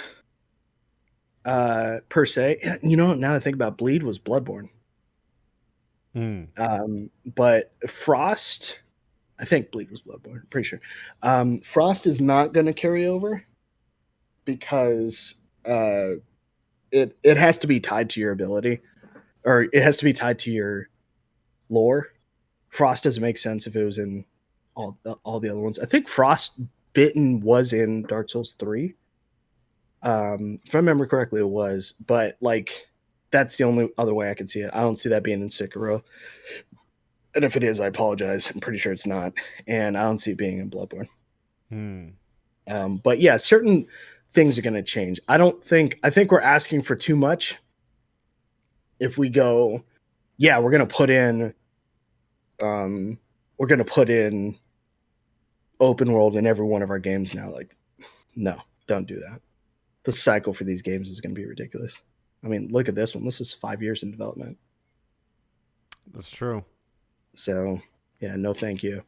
Just keep it linear. Focus on building the. You know what? One thing I will say, I think they should be encouraged to work with developers, or not developers, with writers for their takes on Souls games lore. Because in a weird way, like Stephen King should probably be a guy that they should consider if they're doing like Bloodborne, to talk about just the real abstract horror elements of it. Because in a weird way, George R. R. Martin, like, we talked about earlier, he mentioned restrictions about his team and how they write and how he didn't want to put that on George R. R. Martin. What makes sense to me is this is a more expressive way for someone who's in a different medium to convert that skill to game, to a story. So, and I'm not saying like Stephen King's the end all be all. I'm just giving an example. You could do plenty of other like horror writers, but I'm just saying in general, if you're looking at a new Bloodborne, consider it. I don't know, maybe not Jordan Peele because that's more societal, but like if you think about stuff like that, right? We don't want Bloodborne. It's just like, oh man, the black people. Yeah, They are evil. But you don't want to do it like that, and but I would say, maybe encourage that. It's sort of doing the same thing that Hideo Kojima is doing. Consider the different mediums and use them where applicable and to the best of their ability and appropriately. We might have something here, Mm-hmm. So like, because you can absolutely say that as a selling point to someone. You're like, oh, hey, I love Game of Thrones. Well, George R. R. Martin actually worked on the story for this. Oh, really? Yeah, like this is blah blah. What happens? Yeah, Hideo Kojima, you brought him up. I mean, that's why my girlfriend felt compelled to buy Death Stranding. Which I'm like, in what universe would you ever buy this game? Right? But it has, what does Norman Reedus in it? Yeah, it got Norman Reedus, and that'll sell it. And that's the thing, is like, that's not a bad idea. I don't know if people look at that like pandering or something like that, but no, that's smart. That's very smart. You should. I mean, that's what rappers have been doing for forever. What, with actors and stuff? No, just getting another act in there to help. Yeah. Like, hey, you like Jay-Z? He's in this song. That's it's genius. He's with Linkin Park. Yeah. Yeah, it's like it introduces that audience, and it makes it bigger. Exactly. So in that sense, I encourage that sort of development. Hey, create these guys, or create these worlds in conjunction with these other people. And the easiest way that you can be real hands off on it is in a Souls game where they create the lore themselves. Yeah, you do the lore and we'll build a game off of it. Yeah. Like you realize how the industry would then look at gaming then? Can you imagine someone getting a fucking Academy Award for writing or something like that, and it's from a game? I'm not saying that's the end goal and end all be all. Like, but no, you're like, society would change how they look. Yeah, how they perceive it. They wouldn't see it as something so different. Because I mean, we've accepted books, although there aren't really award ceremonies anymore for books because nobody gives a shit. But we have like the Emmys, we have the Oscars, we have the Tonys, which that's weird. But I mean, there are game awards, but they're crappy. Like, it'd be nice if there was something a little more official, something a little nicer. And this would be like a big stepping stone in that, and getting some real world recognition. Absolutely. And eventually it would get to a point where you don't have to have somebody from Hollywood or from Hollyland, Hollyweird. Yeah. To help you out with it. Hey, it's Hideo Kojima. Yeah, Hideo Kojima. He directed a great game. So, but this could be a stepping stone to that.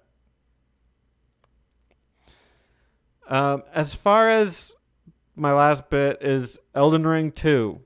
Do you see this as a franchise? Do you see this going in that direction, or do you see it as? Yeah, you do. Okay. Well, because Bandai Namco said it's a franchise. I guess the 12 million sales. That'll do it. That'll encourage them. Well, so the theory right now is that so there's been rumors that FromSoft is going to be bought by Sony. We don't know if that's true or not. But assuming it did, that would probably muddy the waters for the franchise of Elden Ring, to keep it as like broad as it is. And I don't know if FromSoft should necessarily accept that. I think they should have exclusive games that they put on different consoles that follow certain rules of, their worlds. Like Bloodborne is on Sony because it's about the occult shit, and then they can do like an Xbox specific game for, It's for them. aliens. You're shooting them. But Bro assuming the souls. sale doesn't happen, yeah, they flat out said this is going to be a franchise, and I think one of the things that they were looking into is like movies, not like actual movies. I mean, like, we're talking maybe a limited series release of something or whatever. I don't know how I'd feel about that because I don't think a Souls game is the purest form of taking advantage of the medium of gaming, Yeah. to where if you're translating it as something else, you can translate it into a game, you can't translate it out. So like going back to what we're talking about, George R. R. Martin penned the lore of it. They wrote the everything else around it. They built upon the world that he created, the foundation. But like the concept of like dying multiple times and things like that, those are gamified situations or elements that work so well in tandem with the concept of gaming that if you try and separate that, like if you have a character that doesn't die now, then it feels a little weird. Well, Because theoretically, like what if it was just the lore part? That was the TV show. it'd be a limited series. The second question I ask is, are we doing full 3D? Are we doing animated? I think you'd have to do animated, in my opinion. I'd say the Why? guys that, Why would you have to do animated? I wouldn't want it live action. You'd get it live action. I wouldn't want it. That's what I'm saying. You're gonna get it. You gonna get it. But what I mean is, like, don't give me like what they're doing with Halo, for instance. Like Halo is more of a grounded. I know we're talking about space and stuff, and aliens, but it's more in that sense where I could see that one being like real humans. But like, how are you from a cosmetic in the cosmetic department, not cosmetic, in the special effects department, going to show me the gravitas of Scarlet Rot?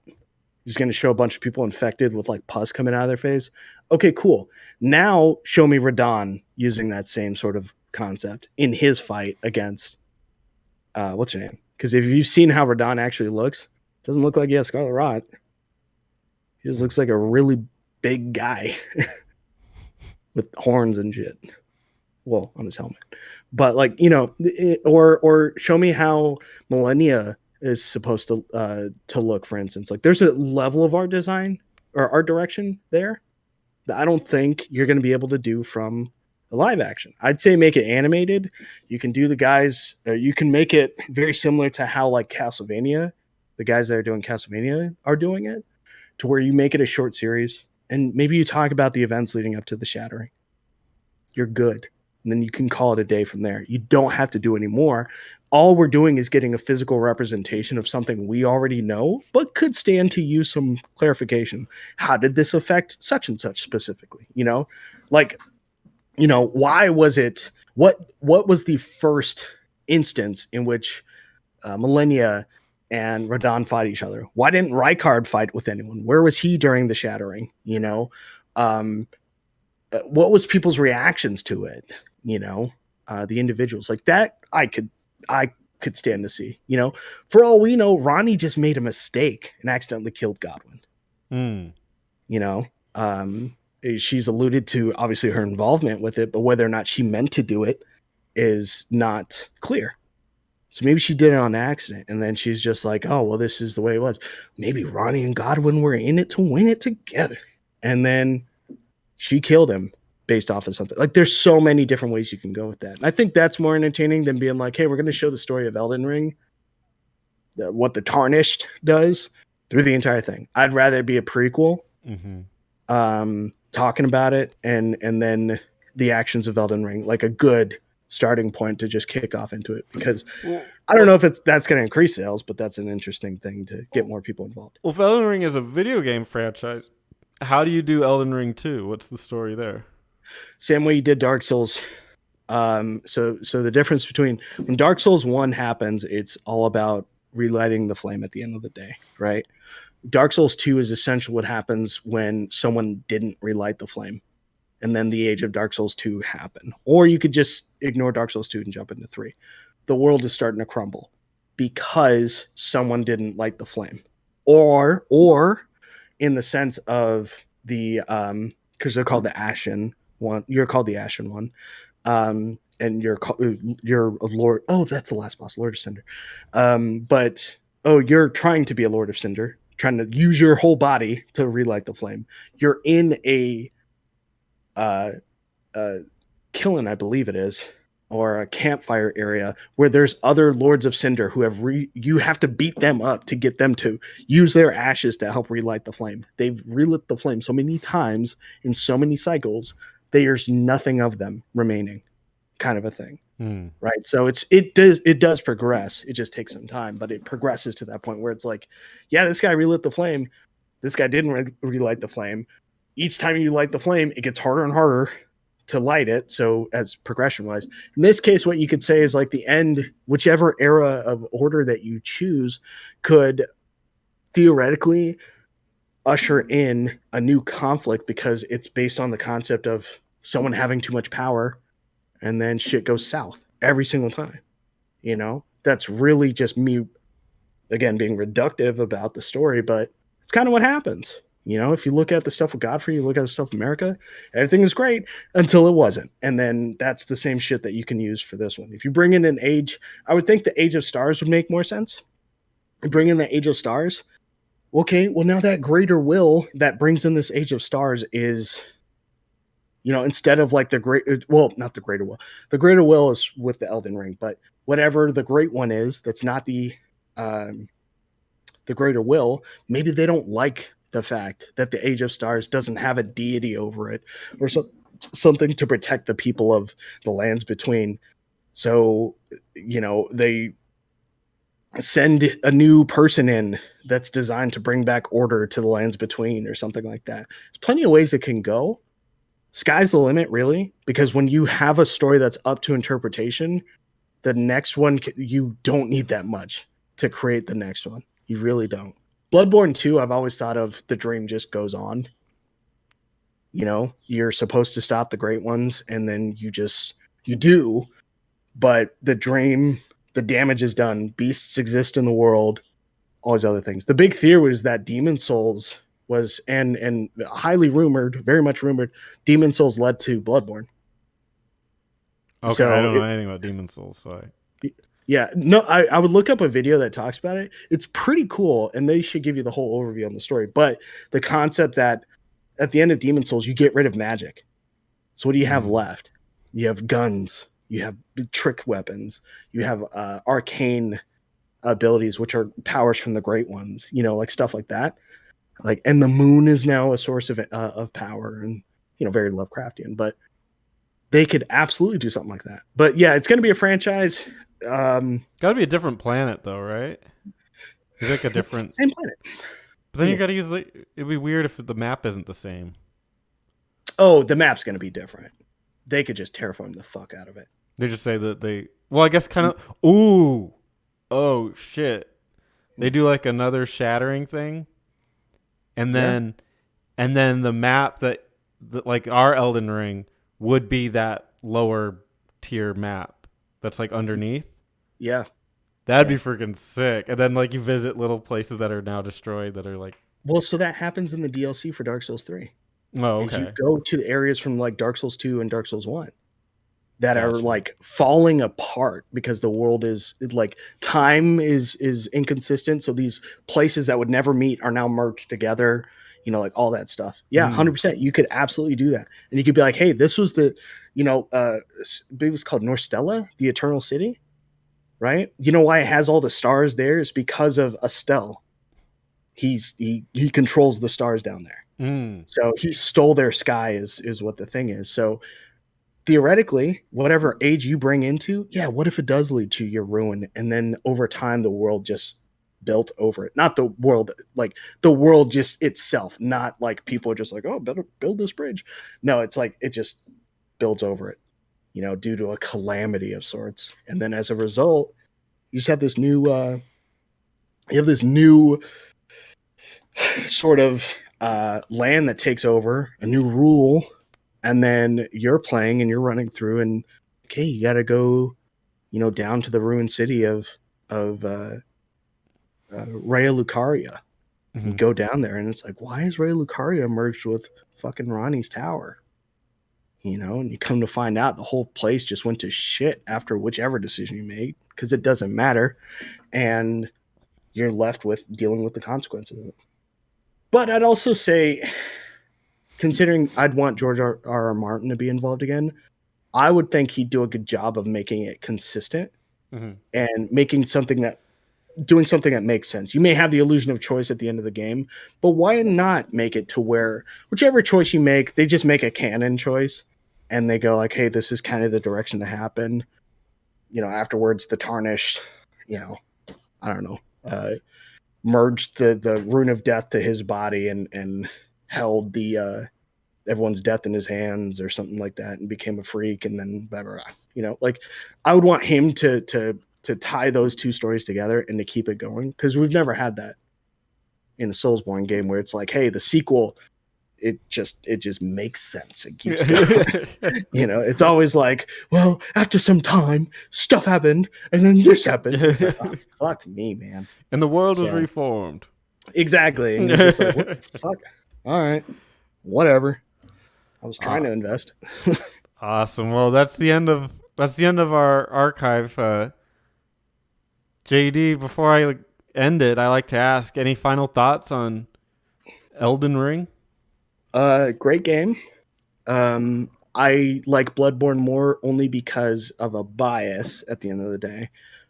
But if I didn't have this weird just attraction to Gothic style architecture, the concept of like Castlevania sort of appeal or whatever, Victorian era, blah blah blah. This would probably be like number 3 of top 3 favorite games of all time, because how many hours I spent in it, and then just the things that you can do, the level of fun I've had, and the fact that this is, I don't know if you feel this way. There are times when I play games and I'm beating it and I play for like 5 or 6 hours, but I don't know if I'm having fun. Mm-hmm. And then there's some games where I can actually feel that I'm having fun. And this is one of those games. I took time off of work when the game dropped even. And I was just like, this is great. I was like, having a ball. So any game that makes me feel that way, I'm usually gung ho about. So I'm numb to fun. I have a similar thing in that it has been a very long time that a game has made me want to play it this bad. Mm. Like, I'm a gamer. I play games generally, but I do this for not a living because I'm not making shit for money from this, but I do this as like my hobby as I make content about games. And so at times it feels like a job. It's not, but sometimes it feels like work, and it's like, all right, I got to knock out the rest of Chrono Cross by X date, yada, yada. Okay, I think I can make 3 hours this day. Like, Elden Ring made me put down everything. Like, I was playing Horizon Forbidden West, completely stopped. Like, I literally have not played it at all since Elden Ring came out. Yeah. I was playing a couple other games for archives, and those I'm like, hey, those are on hold because I'm playing this. It literally, I haven't been this thrilled to play a game. I'm trying to remember. Like, I guess League of Legends when I was really, really into it had the same pull of just like, I have to go and play it. Like, oh, I have free time? I'm going to go play it, like League of Legends. Or it's been like that. I'm going to play Elden Ring. I have 2 hours to spend. I'll just go play Elden Ring. Like, do this. Yeah. Think of all the cool stuff I can do. Yada, yada. It's been so long since I've had that draw, and it's been such a pleasure. It's definitely one of my favorite games. It's in my top 10 for sure. I don't know where I'd put it. It's up there, though. This is spoiler. Like, if I do a tier thing for it, I've only done one because I'm lazy, and it was for Dragon Quest. But if this is on the tier, it's an S tier game. So it's phenomenal, and everyone should play it for sure. All right. Well, thank you so much, JD. Mm-hmm. Make Happy to be a part of it. Make sure you check out LazyJustice. Uh, when it happens, hopefully, When it happens. and there'll be some great stuff there. Uh, make sure that you go play some Elden Ring and have a great time. We can consider Elden Ring officially archived. Thank you so much for watching, and I'll see you guys next time. Yeah, bye.